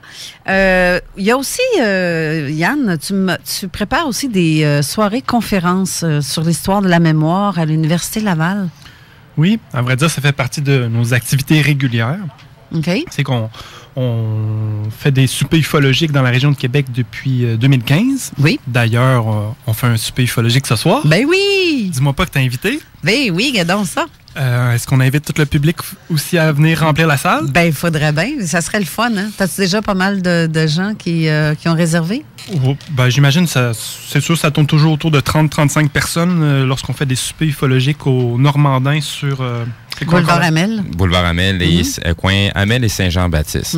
Il faut dire aussi que ça fait plusieurs années, ça fait déjà 2 ans, 3 ans qu'on fait des soupers ufologiques. Notre public a beaucoup grandi. Oui, puis la salle est grande en bas, fait qu'il y a de la place en masse. C'est bien accueillant. Les gens aiment surtout se rencontrer entre eux. On laisse la parole aux témoins, fait qu'on entend toujours des choses qui n'étaient pas prévues à l'horaire. C'est sûr qu'à l'horaire, ce soir, je vais présenter une conférence. Pour ma part, ce sera sur l'humanoïde le plus célèbre du Québec. Mm-hmm. On le dira juste à la fin de l'émission, c'est lequel. Et puis, on aura aussi comme conférencier René Chabot, qui est quelqu'un impliqué, qui fait un travail semblable un petit peu à Pierre Caron, qui a suivi des cours sur l'hypnothérapie pour l'utiliser en ufologie. Okay. Et puis, il est lui-même témoin de cas très impressionnants. Alors, ce sera une très bonne conférence. Puis, il y a Carole Lauzé qui nous présente. C'est qui, elle? Ben oui, on va aller jaser. Moi, je vais vraiment jaser avec vous autres, avec les gens qui sont là, parce que je suis une personne dans la plus simple. Je suis très simple, pas simplette parce que ça fait bizarre comme mot, là. Non, mais je suis une personne simple, ouverte d'esprit qui parle à tout le monde. J'aime ça, parler de ces phénomènes-là. T'es une personne accessible. Oui, très accessible. C'est vrai. À moins d'être bien de mauvaise humeur, puis bien occupé, puis être sur une pinotte là, que j'ai pas le temps. Là, je peux passer peut-être pour... Mon regarde d'autres l'air bête là, je t'ai rarement vu comme ça en conférence. Non, mais jamais. Je suis pas non plus. Mais quand tu me vois courir comme un petit veau qui court après sa queue, là. Ben, c'est un petit peu pour ça que je t'ai invité, Carole. C'est pour célébrer ton émission, le fait que justement, ça contribue à rassembler l'ufologie, même au-delà du Québec. Mm-hmm. Là, les gens qui habitent la ville de Québec, mais rejoignez-nous ce soir au 5146 boulevard Amel. Boulevard Amel, au Normandin. C'est dans la grande salle du sous-sol. Mais en fait, Lévis, Québec, même, moi, je viens de la rive sud de Québec. Je viens de la rive sud, un petit peu en s'en allant vers Lobinière. En fait, je suis dans la région de Lobinière. Ça se fait bien, là. C'est même pas 40 minutes. Oui, c'est ça. C'est près des autoroutes, fait que... Oui, il faut prendre la sortie en prenant Henri IV, on prend la sortie la sortie boulevard Amel. C'est ça, on va arriver face à face avec le restaurant. Presque face à face, oui, parce que dès qu'on prend la sortie, on tourne à gauche, puis le resto est tout près. Là. Sinon, un des points importants que depuis le temps qu'on fait des super ufologiques, comme je disais tout à l'heure, c'est que notre public a beaucoup grandi depuis les années. Et le point important qu'il y a dans les super ufologiques, c'est que les gens qui se déplacent pour venir nous voir, pour venir jaser avec nous, jaser avec nos témoins, nos conférenciers, bien, ces gens-là, on se jase entre eux aussi. Des fois, on apprend des petites choses assez intéressantes qui se sont déroulées. Il n'y a pas eu de témoignage. Ils n'ont pas contacté encore nécessairement de groupe pour donner leur témoignage. On entend des choses très intéressantes. Disons que le super ufologique termine à une certaine heure, mais des fois, on peut dépasser d'environ une bonne heure de plus. Des fois, on continue à jaser même à l'extérieur sur le stationnement. Mais les gens aiment ça parce que là, ils peuvent se parler vraiment sans aucune retenue de ça. Exact. Il n'y a aucune barrière. Il n'y a rien qui nous empêche. On n'a pas le monsieur et madame tout le monde qui vit dans la société qui va venir nous ridiculiser. Donc, c'est une super de belle tribune qui nous permet justement de communiquer avec les autres et de savoir finalement que, ce qui se passe de cet aspect-là est beaucoup plus large qu'on le pense réellement, puis ça arrive à beaucoup plus de monde qu'on le pense. OK. Mais c'est vrai que, en tout cas, on est comme entre amis, famille. C'est spécial parce que il y a des gens qu'on ne connaît pas personnellement, mais que quand ils nous écoutent raconter nos propres histoires, ça aide à ce qu'eux aussi s'ouvrent, mais ça soulage tellement quand quelqu'un le dit enfin ce qu'il a vécu. J'en ai vu des cas là, dans le coin de Donnacona, Portneuf. Le gars pleurait tellement c'était soulageant de savoir que quelqu'un pouvait le croire de ce qu'il disait. Exact. Parce que c'était le ridicule. Là. C'est comme l'incident de Coleraine. Là. Les gars se sont fait écœurer, pas à peu près, là, par tout le village. C'est quelque chose de traumatisant comme phénomène, là, quand la personne qui va vivre cet événement-là, et en plus d'avoir affronté la société avec ce qu'il a vécu, parce que lui, il est pogné avec ça. Là. Ben oui, ben justement. Mais tu vois, le gars qui m'en a parlé, qui m'a raconté son cas, ça, c'est le côté le plus étrange. Je suis, ma foi, bénie de ce qui nous est arrivé parce que j'ai rencontré 2 témoins dans la région de Donnacona, c'est-à-dire j'avais Michel et Jerry. Les vidéos sont sur mon site www.zoneparallèle.com pour ceux qui veulent le voir. C'est dans les témoignages les plus vus, en plus. Ils sont très, très intéressants. Mais après avoir rencontré ces deux êtres, ces deux gars-là, on était dans un parc. On a fait 2 endroits. On a visité le lieu où est-ce que Michel a été témoin, qui est justement en face de Sainte-Croix. Et comme par hasard, le cas de Jerry, c'était aussi dans le même secteur, en face de Sainte-Croix aussi, entre Sainte-Croix et Lobinière, des cas d'ovnis qui sont vus sur le fleuve, au-dessus du fleuve. Ça a été vu autant d'un côté que de l'autre. On reçoit tellement de témoignages dans ce secteur-là qu'on ne sait plus. On sait que c'est très plausible parce qu'on a trop de témoins, mais c'est la sorte d'engin qui a été vu. Il y a beaucoup d'enquêtes qui ont été faites par le passé. D'autres ont été rejetés, mais quand tu écoutes le témoignage et que tu vois le gars te pleurer devant toi... c'est quelque chose que c'est dur à feindre. Ben oui. C'est ça qui donne la crédibilité justement au témoignage, c'est que la personne en étant traumatisée... Elle est atteinte. Elle est atteinte, c'est les aspects physiques qui se passent dans sa vie, la façon qu'il réagit. C'est quelque chose qu'on peut pas le feindre. Là. Ben, c'est ça. Tu sais, il y a des gens, comme on dit, ils font dans leur culotte, là, puis c'est pas un jeu de mots, là. Ils ont vraiment fait dans leur culotte. Donc, tu sais, c'est des points importants qui peuvent pas...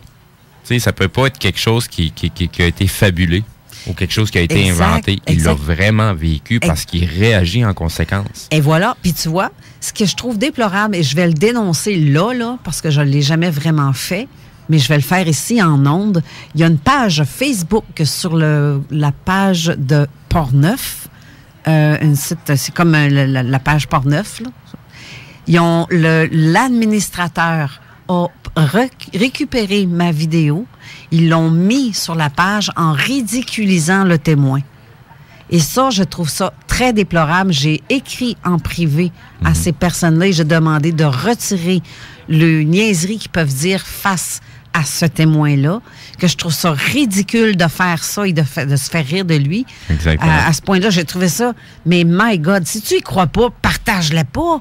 On met pas quelque chose pour rire du monde. C'est vraiment méchant, là. Ben, c'est un peu qu'est-ce qu'on a à vivre dans la vie de tous les jours. C'est qu'on doit faire face, des fois, à des imbéciles qui manquent de discernement. Ben, j'espère juste que ce petit coune-là m'entend, parce que Jerry a pas... ni Jerry, ni Michel ont à payer pour des ticounes qui prennent des décisions de faire des choses comme ça, de rendre public mes vidéos et de rire. Ça, je n'accepte pas ça.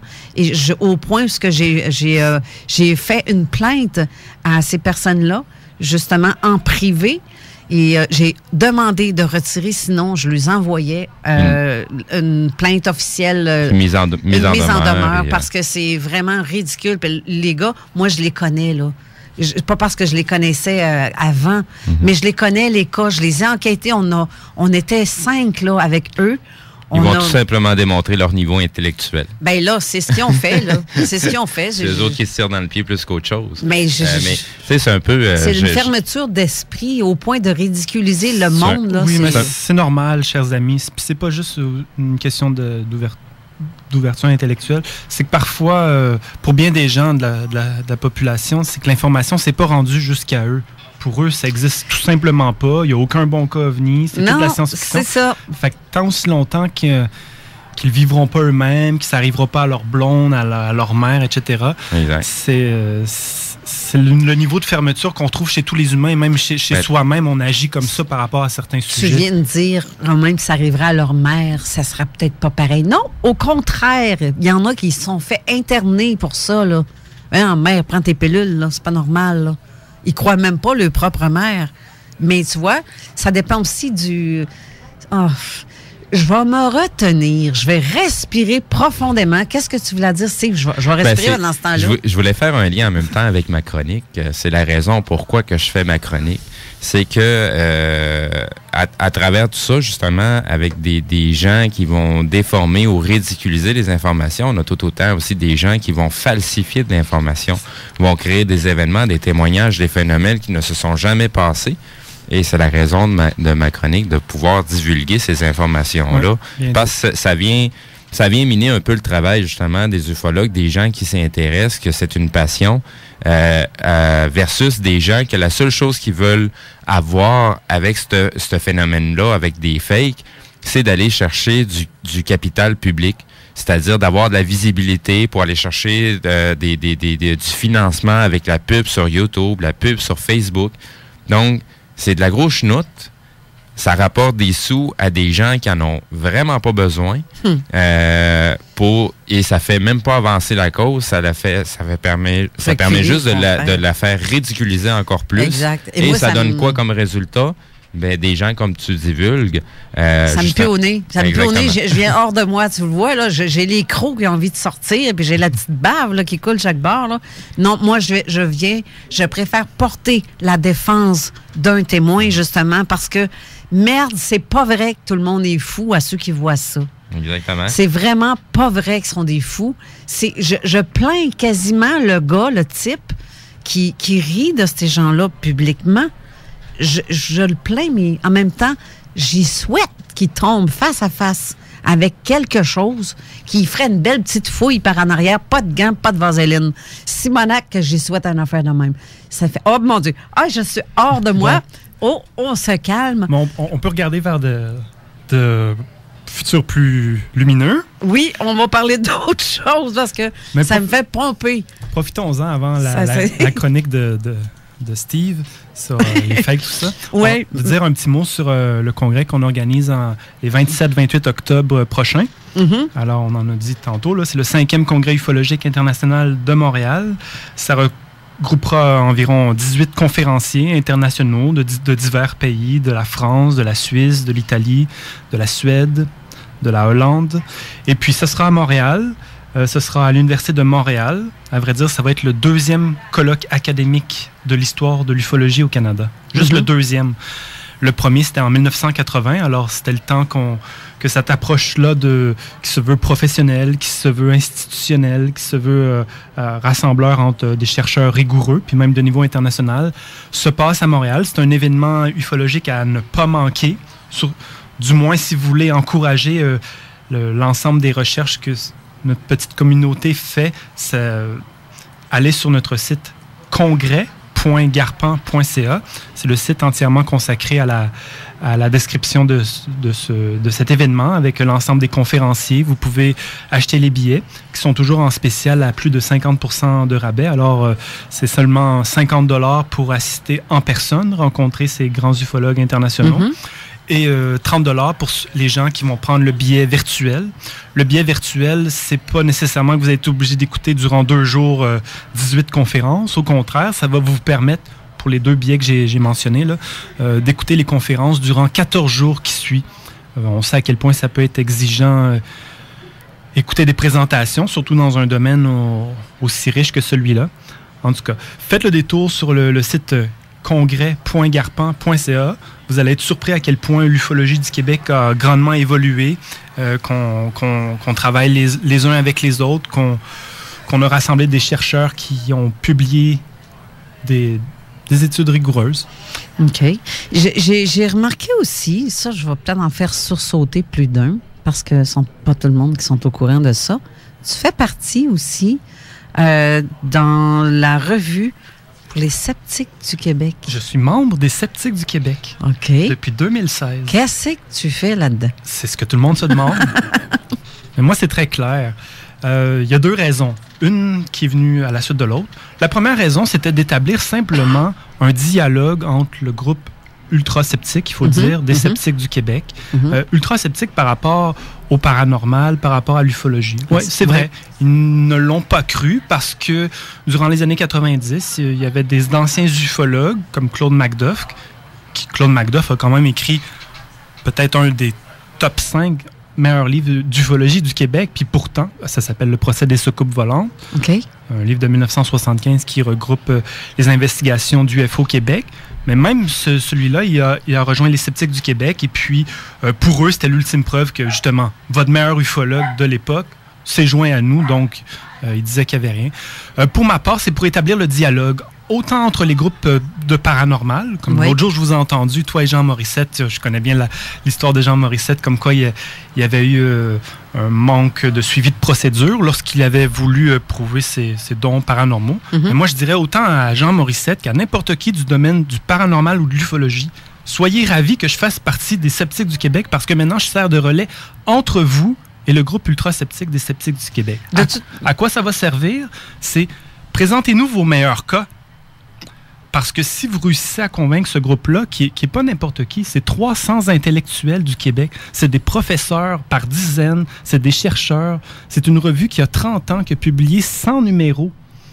À savoir, comparer ça avec d'autres petits groupes amateurs qui publient presque rien, il faut quand même rendre à César ce qui est à César. Exactement. Faut pas oublier, ça a bien beau être les Sceptiques du Québec qui ont quand même une bonne méthodologie d'investigation et de recherche aussi. Ben, ça, ces aspects-là, faut pas les mettre de côté. Non, là. Et il y a un point aussi, c'est que pour être enquêteur, ça prend un peu de scepticisme à quelque part, à mon avis, parce que faut pas croire à tout, là. Non, moi, si quelqu'un me raconte on va essayer d'analyser la situation, il y a des choses que je peux rejeter du revers de la main parce que ça n'est qu'une tête. Ben, tu sais, un peu comme on disait tout à l'heure, les gens qui témoignent des phénomènes qu'ils ont vécus sont traumatisés. Oui. Ils en font dans leur culotte pour de vrai. Ben oui. Donc, c'est justement... faut être sceptique parce qu'il y a des choses qu'on va retrouver d'un témoignage à l'autre, même si les gens ne se connaissent pas. Il y a toujours des points communs qu'on recherche justement pour être capable de détecter la crédibilité du cas ou du témoignage. Donc, c'est pas nécessairement des informations qu'on va divulguer en public parce qu'on se garde aussi nos petits secrets pour être capable de déterminer qui nous est en train de nous monter un beau bateau et qui est vraiment crédible et est en train de nous parler d'un phénomène qu'il a vraiment vécu. Oui, c'est vrai, parce qu'il y a des cas, de toute façon, quand on reçoit des témoignages, il y a l'observation du comportement de la personne aussi, le regard qui fuyant. Le non-parler, le body language, comme on dit. Exactement. Ça prend ça pour bien faire des connaissances un peu là-dessus. Ça aide énormément. Là, justement, le congrès, tantôt, tu as parlé du 5e congrès. T'as pas nommé tous les noms, hein, tantôt? Ben non, il y en a trop. en gros, il y aura des noms célèbres. On parle de l'ufologue américain Mike Cleland, qui est très, très populaire. Il va nous parler des liens entre l'ufologie et les rencontres de hibou. Il y a aussi Ananda Bosman, qui est un chercheur international depuis 30 ans. Il a quasiment fait tous les pays, mais pas encore le Canada. On va le recevoir. Il y a un chercheur vraiment avant-gardiste. Parmi les ufologues plus connus, on a Eric Zurcher qu'on a dit tout à l'heure. On a Fabrice Bonvin, le directeur du collectif OVNI et Conscience. Pour ceux qui ne connaissent toujours pas cet ouvrage-là de 2014, OVNI et Conscience, c'est un des derniers entreprises collectives, qui a apporté le plus à l'ufologie, à savoir que continue à développer les hypothèses les plus avant-gardistes. C'est un phénomène qui est relié à la conscience, qui a un côté psychique à ces rencontres OVNI-là. Alors, on est bien heureux de le recevoir. Il y aura aussi M. Don Dundery, qui est un ufologue du Québec, anglophone, depuis les années 70, qui est un ancien professeur de psychologie de l'Université McGill. D'ailleurs, il donne toujours des cours à l'Université McGill pour adultes, des cours d'ufologie, imagine-toi donc, à l'université. Arrête donc! C'est la 3e année. Alors, les anglophones ou francophones qui veulent suivre des cours d'ufologie à l'université pour adultes, vous pouvez contacter Attends, est-ce que ces cours-là sont calculés dans le ministère de l'Éducation? Non, l'université pour adultes, comme l'université pour adultes de Sherbrooke, c'est des cours qui ne mènent pas à qui ne donnent pas une certification. OK. Non. OK, comme nous, on a comme mon Alain ici, qui est autant que moi, on a notre cours d'enquêteur. Lui, il est un petit peu même plus poussé que moi. Il a son cours complet, accrédité par les gouvernements, le ministère de l'Éducation et la CSST. Puis c'est à la CSST, mais ça aide parce que c'était pour le cours qui est accrédité pour les lieux accidentels, les lieux où il peut y avoir n'importe quoi. Mais nous, c'était dans le cadre des incendies, mais c'est la même chose. Tout à fait. Exactement. Et on a vraiment l'accréditation pour ça. Puis c'est ça qui aide. Ça aide aussi pour nos formulations d'enquête. Mais Alain est aussi notre... Notre pilote de drone, j'en ai 2 pilotes de drone dans notre équipe, qui est Kent Barlow et Alain Boudreau. Fait que c'est dans les 2 cas. Là, on va faire des soirées d'observation cet été. J'ai hâte pour le fun, mais il y a des endroits qui ne sont pas accessibles vraiment. Le drone va nous servir à ça aussi, d'aller se rendre à 1000 pieds à peu près dans le boisé où il y a un trou, un espace quelconque où on ne peut pas se mettre. Mais on va y aller à 2 drones. Fait que ça va être vu de 2 côtés. C'est ça qui va être intéressant. Mais là, je ne vais pas parler de moi de même. Là. C'était pas ça le but. Je vois pas ce que tu me... OK. Tu as la formation aussi du Garpan 2018. Oui, ben c'est la 5e année qu'on donne des formations au Garpan. Chaque année, il y a plus ou moins de personnes. Mais comme Carole vient juste de dire... moi, je valorise beaucoup cela lorsque j'évalue un nouvel étudiant. On apprend toujours à savoir c'est quoi leurs forces, leurs intérêts, qui travaillent dans ce qu'ils aiment, mais aussi des gens, tu as quelqu'un d'autre aussi dans Zone Parallèle, je ne sais pas s'il veut qu'on dise son nom à l'antenne, là, mais qui est ambulancier. Au Garpan, oui, Luc. Au Garpan, on a aussi quelqu'un qui a suivi la même formation que vous pour les incendies. Ça, c'est très, très utile pour les gens qui vont faire des investigations par la suite. Parce qu'ils font juste transférer l'expérience qu'ils ont eue à cet autre domaine-là. C'est la même chose. C'est des gens qui ont vécu quelque chose. Il faut les écouter. Il faut comprendre. Il faut mettre en doute. Exactement. Hey, on va être obligé encore aller à la pause parce qu'on n'a pas encore entendu Steve parler de sa chronique. Ce qu'on va faire, c'est qu'on va revenir avec Steve après la pause. J'ai pas eu de questions encore sur le texto. Puis il vous reste une demi-heure si vous avez des questions. C'est le temps ou jamais au 581-500-1196 par texto uniquement. On va à la pause puis on vous revient tout de suite après.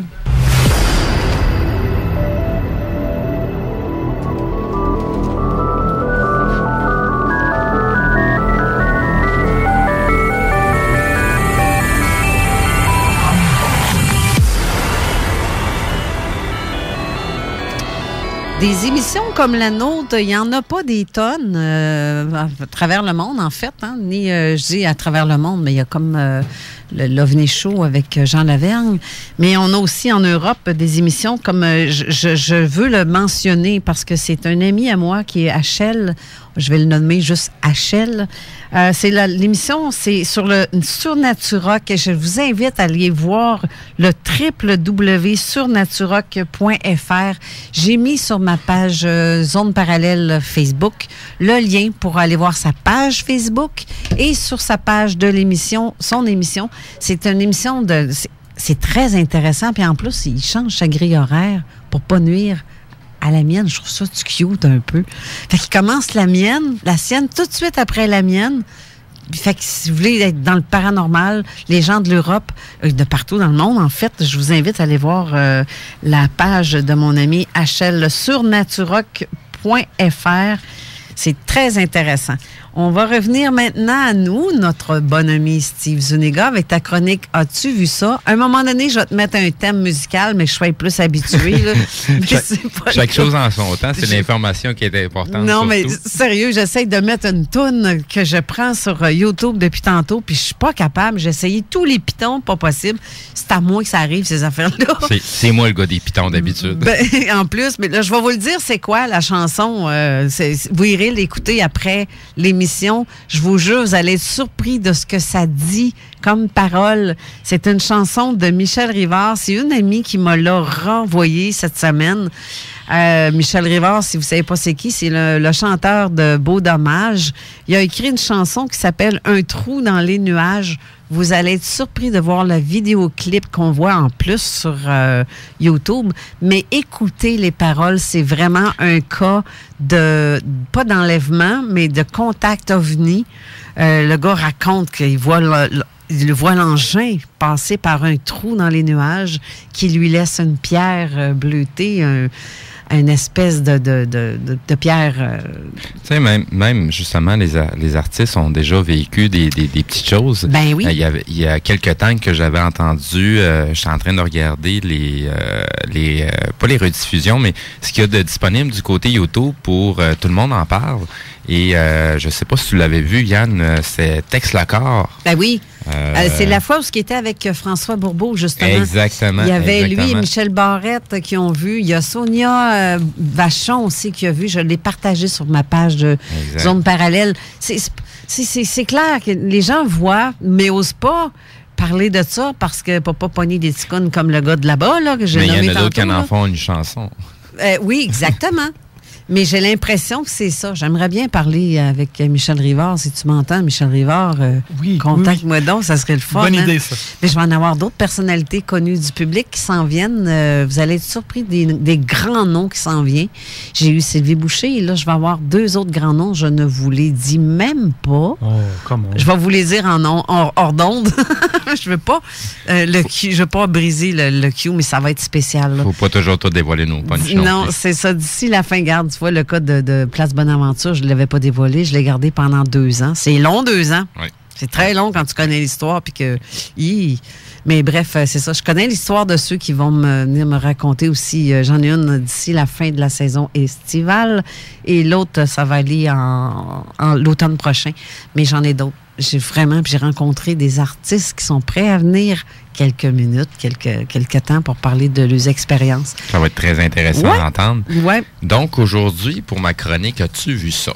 Je vais parler de... Je ne sais pas si les auditeurs ont déjà commencé à écouter le petit montage que j'ai préparé sur les vidéos de quoi que je vais parler aujourd'hui. Donc, le premier cas que je parle, c'est un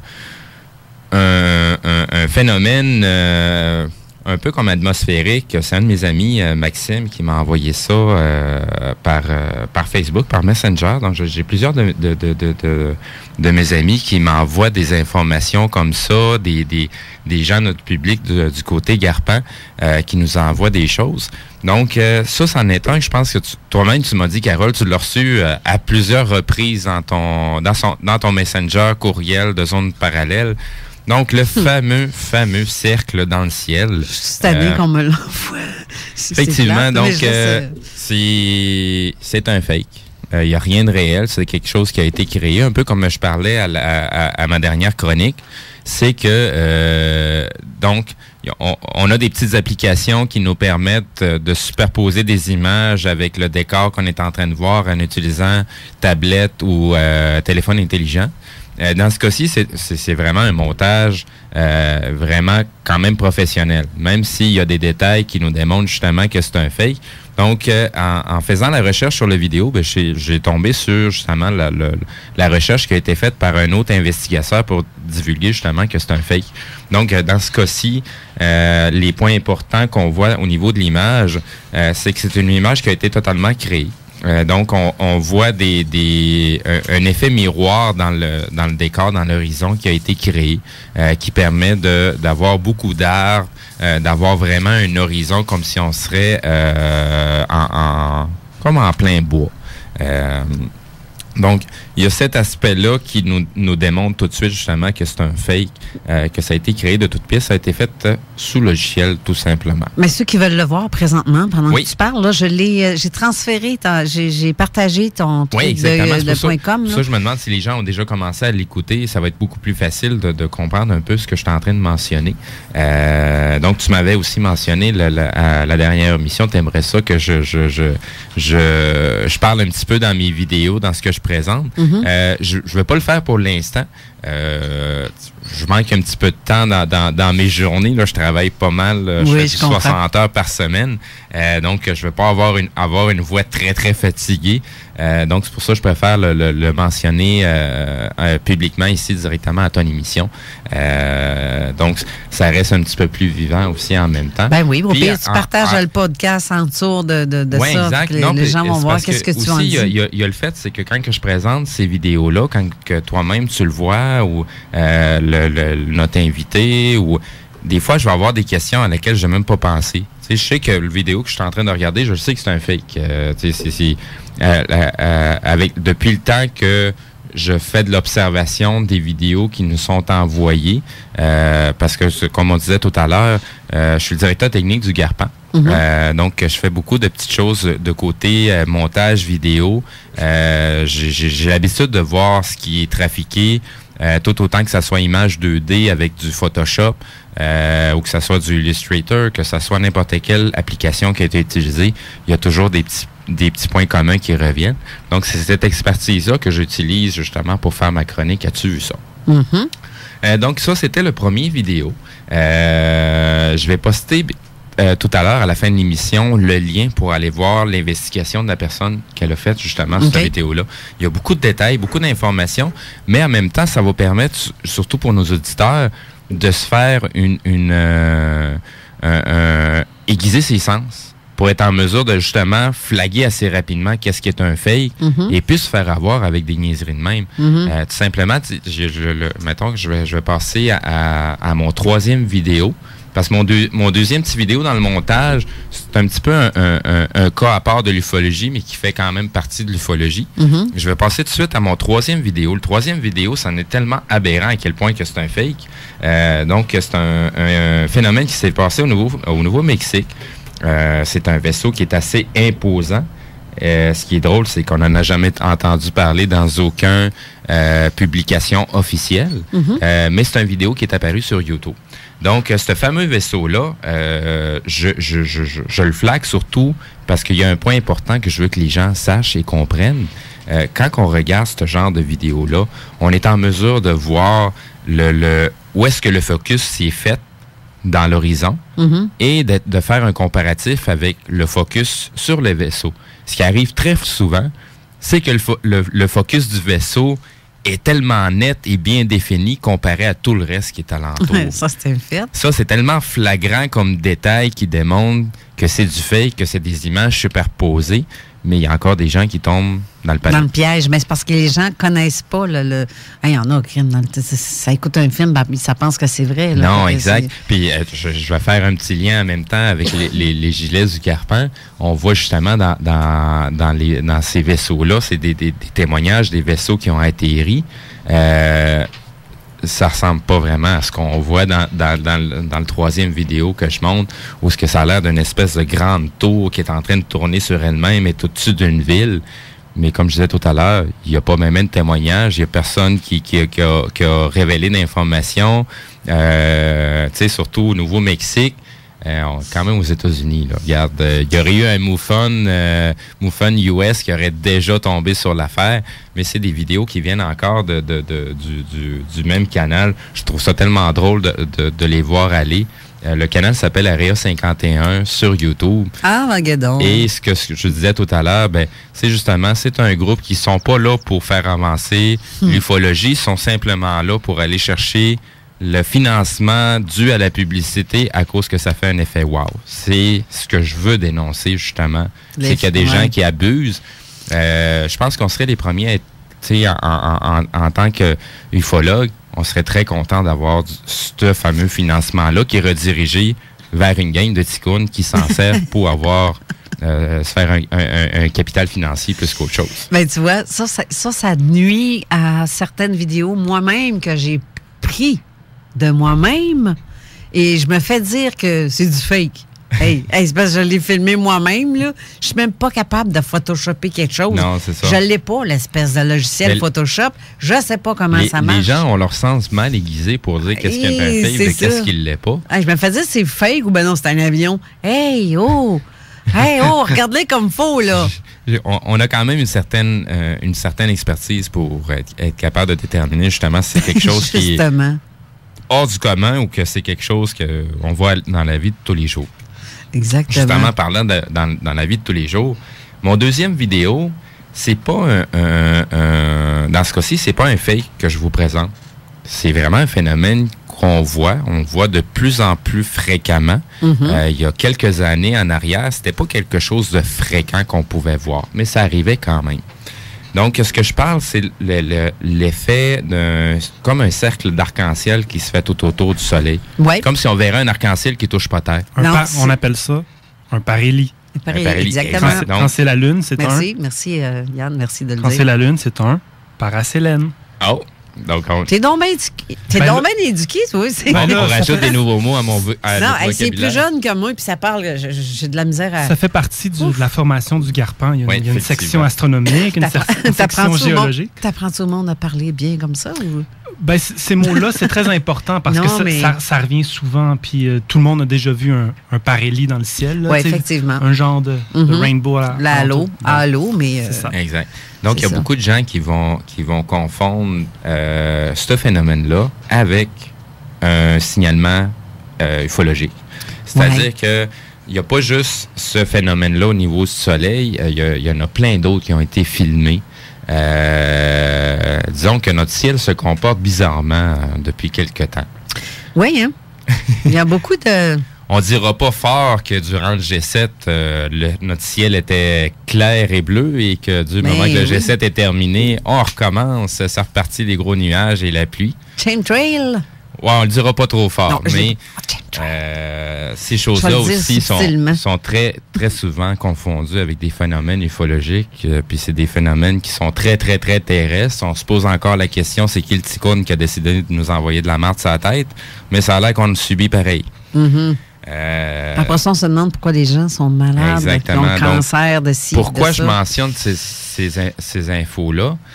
C'est justement, c'est que ce qu'on nous asperge sur la tête crée aussi ces phénomènes-là avec le soleil. En plus. Donc, c'est certains types de produits chimiques à l'état gazeux, avec notre humidité ambiante, l'eau qui se trouve au niveau de notre terre va créer ces phénomènes-là. Donc, oui, ça va se faire au niveau avec l'eau, mais c'est que présentement, des fois, ces phénomènes-là vont prendre des couleurs bizarres ou tout simplement, c'est que la forme que ça va prendre, ça sera pas juste un cercle qui va faire tout le tour du soleil, mais il va avoir comme une espèce d'effet de réflexion, comme ça serait une lentille. Comme s'il y avait, oui, exactement, ou 2 soleils de chaque côté. Exactement. Ça, je l'ai pris en photo l'année passée. C'est spécial, là. Tu sais, déjà à la base, la lumière, quand elle rentre dans notre atmosphère, puis qu'on voit le soleil, là, à l'endroit où on voit le soleil, c'est parce que physiquement, il n'est pas là.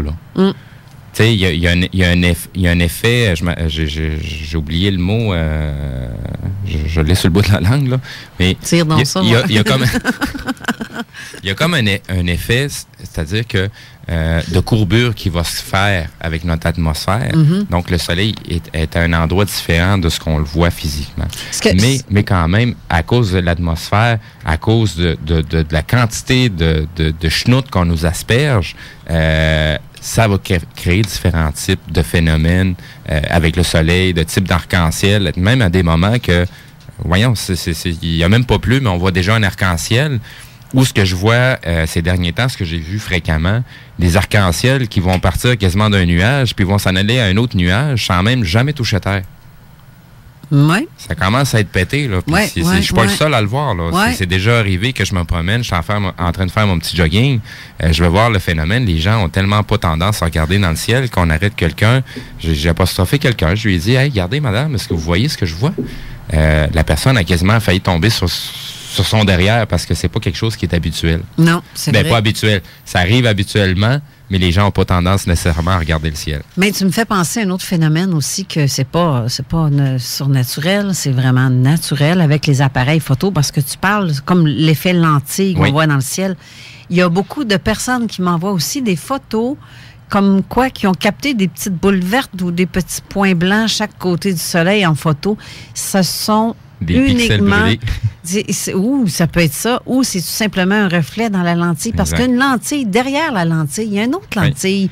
C'est comme le reflet... Ça va dépendre aussi de la qualité de l'appareil. Aussi. Parce qu'aujourd'hui, rendu en 2018, on fait du cheap qu'on vend cher et on le fait passer pour de la haute gamme. Exactement. Mais il faut comprendre que ça arrive très fréquemment qu'à l'intérieur des appareils, on va avoir des lentilles en plastique. En plus. Donc, après un certain laps de temps d'utilisation de l'appareil, la chaleur qui émane de l'appareil elle-même va altérer la lentille de plastique. Oui. Donc, même si c'est dans un espace qui est clos, il n'y a pas d'air, il n'y a pas de poussière, ben, la chaleur a fait quand même son effet, ou tout juste de laisser l'appareil photo au soleil après quelques heures ou après quelques mois ou quelques années d'utilisation, cette lentille-là commence à manger la claque.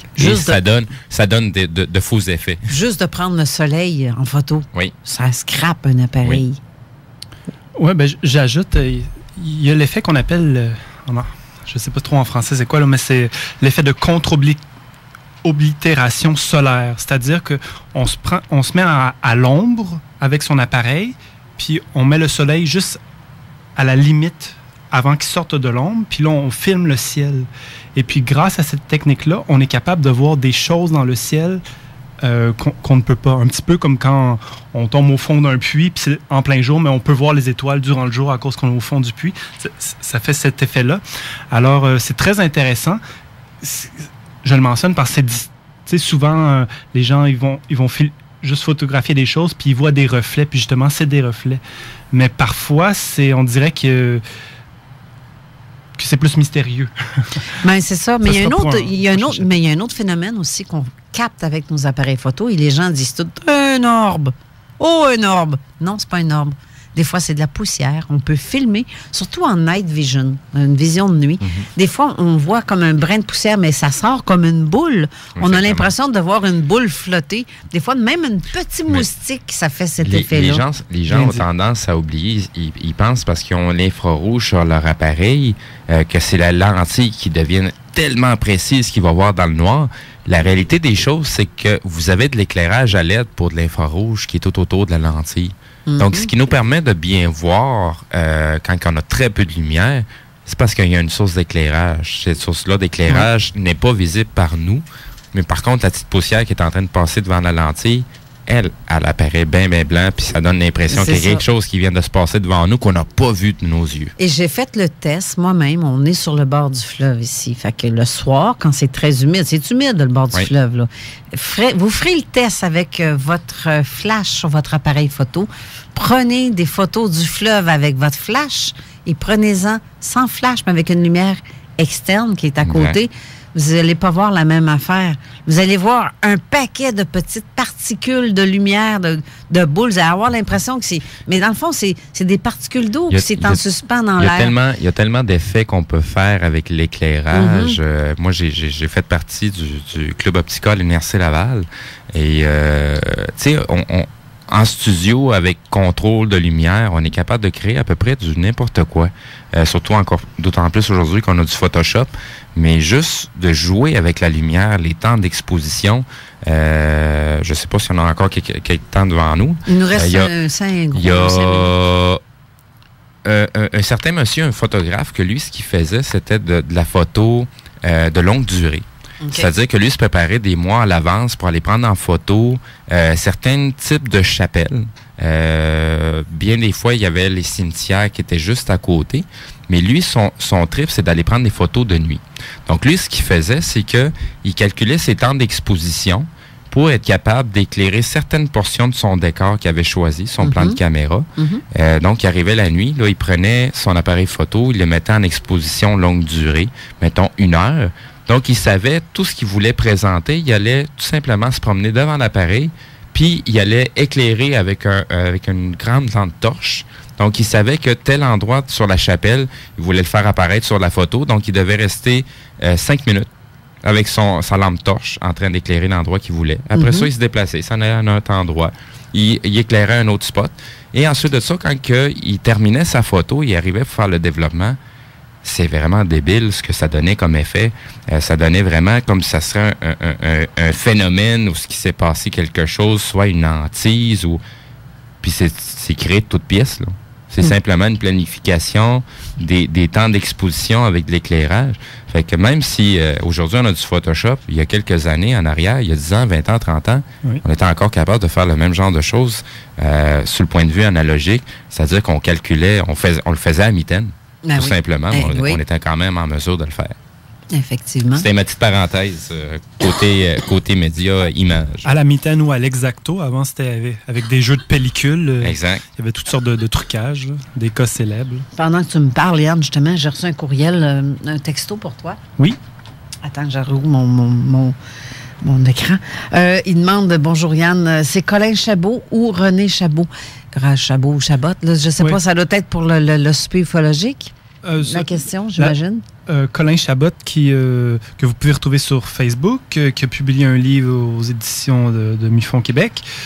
Alors, lui, il fait des rencontres de groupe pour les gens, les abductés, les gens qui ont vécu des expériences. Alors, ce n'est pas filmé, ce n'est pas publié, c'est simplement pour que des gens qui ont vécu ce type d'expérience traumatisante puissent se rassembler ensemble, puis, je sais pas, Les alcooliques anonymes, là, c'est les témoins ufologiques anonymes. mais en fait, pour ce soir, la conférence qui va avoir lieu aussi, ça c'est René et non Colin qui va être là. Mais c'est bon parce que je sais que tu l'as nommé tantôt, Colin. C'est pour ça que je voulais spécifier. Ce soir, c'est René Chabot qui lui aussi fait de l'hypnose pour les témoins d'OVNI. Okay. Alors, on le rappelle, c'est au Normandin ce soir à compter de 17h30 jusqu'à 22h et au-delà. Il y aura 2 conférences. Il y aura une petite intervention de Carole pour fêter son émission, pour que tout le monde puisse être ensemble puis en parler. Il y aura des témoins qui vont raconter des nouveaux signalements. Puis on va raconter quelques cas qu'on a reçus depuis le dernier mois. J'ai-tu des gâteaux? J'ai-tu des cadeaux? Non, c'est fait comme l'enfant. On va faire un tirage. Ben non, on fait un tirage, OK? OK. Je veux rappeler aussi ton congrès. Ce n'est pas mon congrès, c'est notre congrès. Votre à congrès. L'ensemble des ufologues du Québec. Allez, lâche-toi lousse. Fais une plug. Ben, c'est le 27-28 octobre. C'est un événement vraiment à ne pas manquer de stature internationale. Ce sera à l'Université de Montréal. Allez sur le site congrès.garpan.ca. Vous allez voir à quel point c'est bien organisé. 18 conférenciers de nombreux pays. Et le tout va mener à la publication d'actes de colloques, tel qu'on le fait à l'université. Juste rappeler que ça va être la 2e fois que ce genre de colloque-là va se dérouler au Canada. C'est spécial, là. Oui. C'est gros. C'est vraiment énorme parce que moi, j'ai vu la liste de tes invités. Ceux qui veulent le voir vont où? Sur le site congrès.garpan.ca. D'accord. Y a-t-il quelque chose d'autre que vous voulez rajouter, les boys, avant? Parce qu'il nous reste à peu près 3 minutes. On t'écoute. As-tu été capable de faire partir la chanson? Non, mais je le vais répéter le titre, par exemple. C'est Un trou dans les nuages de Michel Rivard. Allez l'écouter, vous allez rester surpris. C'est fou, là. On va aller chercher les paroles pour analyser tout ça. Non, je te le dis, c'est le gars, s'il n'a pas été témoin de quelque chose, je ne sais pas où est-ce que l'histoire a été prise, ou il a été inspiré par la gang de Coleraine dans le temps, dans les années 68, je crois. 68, c'est le cinquantenaire cette année. C'est ça, oui, effectivement. Donc, on inviterait M. Rivard à entrer en contact avec nous. On aimerait ça discuter avec vous. Oui, je veux Sonia Vachon aussi. Je veux tout ce monde-là, le beau monde dans les médias. Justement, ça serait le fun. J'en profite pour un dernier commentaire. Oui. Je suis aussi étudiant à l'Université Laval et puis, alors, je m'adresse aux étudiants de l'Université Laval. Nous allons former une association ufologie et paranormale de l'Université Laval pour développer ce chercheur-là au niveau académique. Et puis, ça va aussi chapeauter nos événements qu'on fait à l'Université Laval, les soirées de conférences sur l'histoire de la mémoire. C'est pour mettre en valeur les domaines comme l'ufologie qui sont en marge des recherches académiques, que ce soit finalement reçu par des chercheurs rigoureux. OK. La semaine prochaine, on va devoir quitter parce qu'il y a l'autre émission Codef 3.0 qui s'en vient à l'instant, dans quelques temps. Donc, je vous rappelle le site web de la Surnaturock, www.surnaturock.fr pour mon ami Achel qui traite sur les sujets tout inexpliqué. Il parle de tout. Il peut parler de la combustion spontanée, il va parler des ovnis fantomatiques, il parle de vraiment tout. C'est bien le fun à écouter. Je vous rappelle aussi que la semaine prochaine, je vais recevoir notre ami en studio, supposément. J'espère qu'il va pouvoir. Et Raymond Choquette qui va nous revenir. Et je vais avoir ma sœur Chantal aussi qu'on va jaser. Elle a fait des trouvailles sur Internet. Elle va nous en faire mention et va nous parler un peu de... Ben, je vous le dis pas, vous écouterez l'émission. Raymond, il y a beaucoup de choses à dire.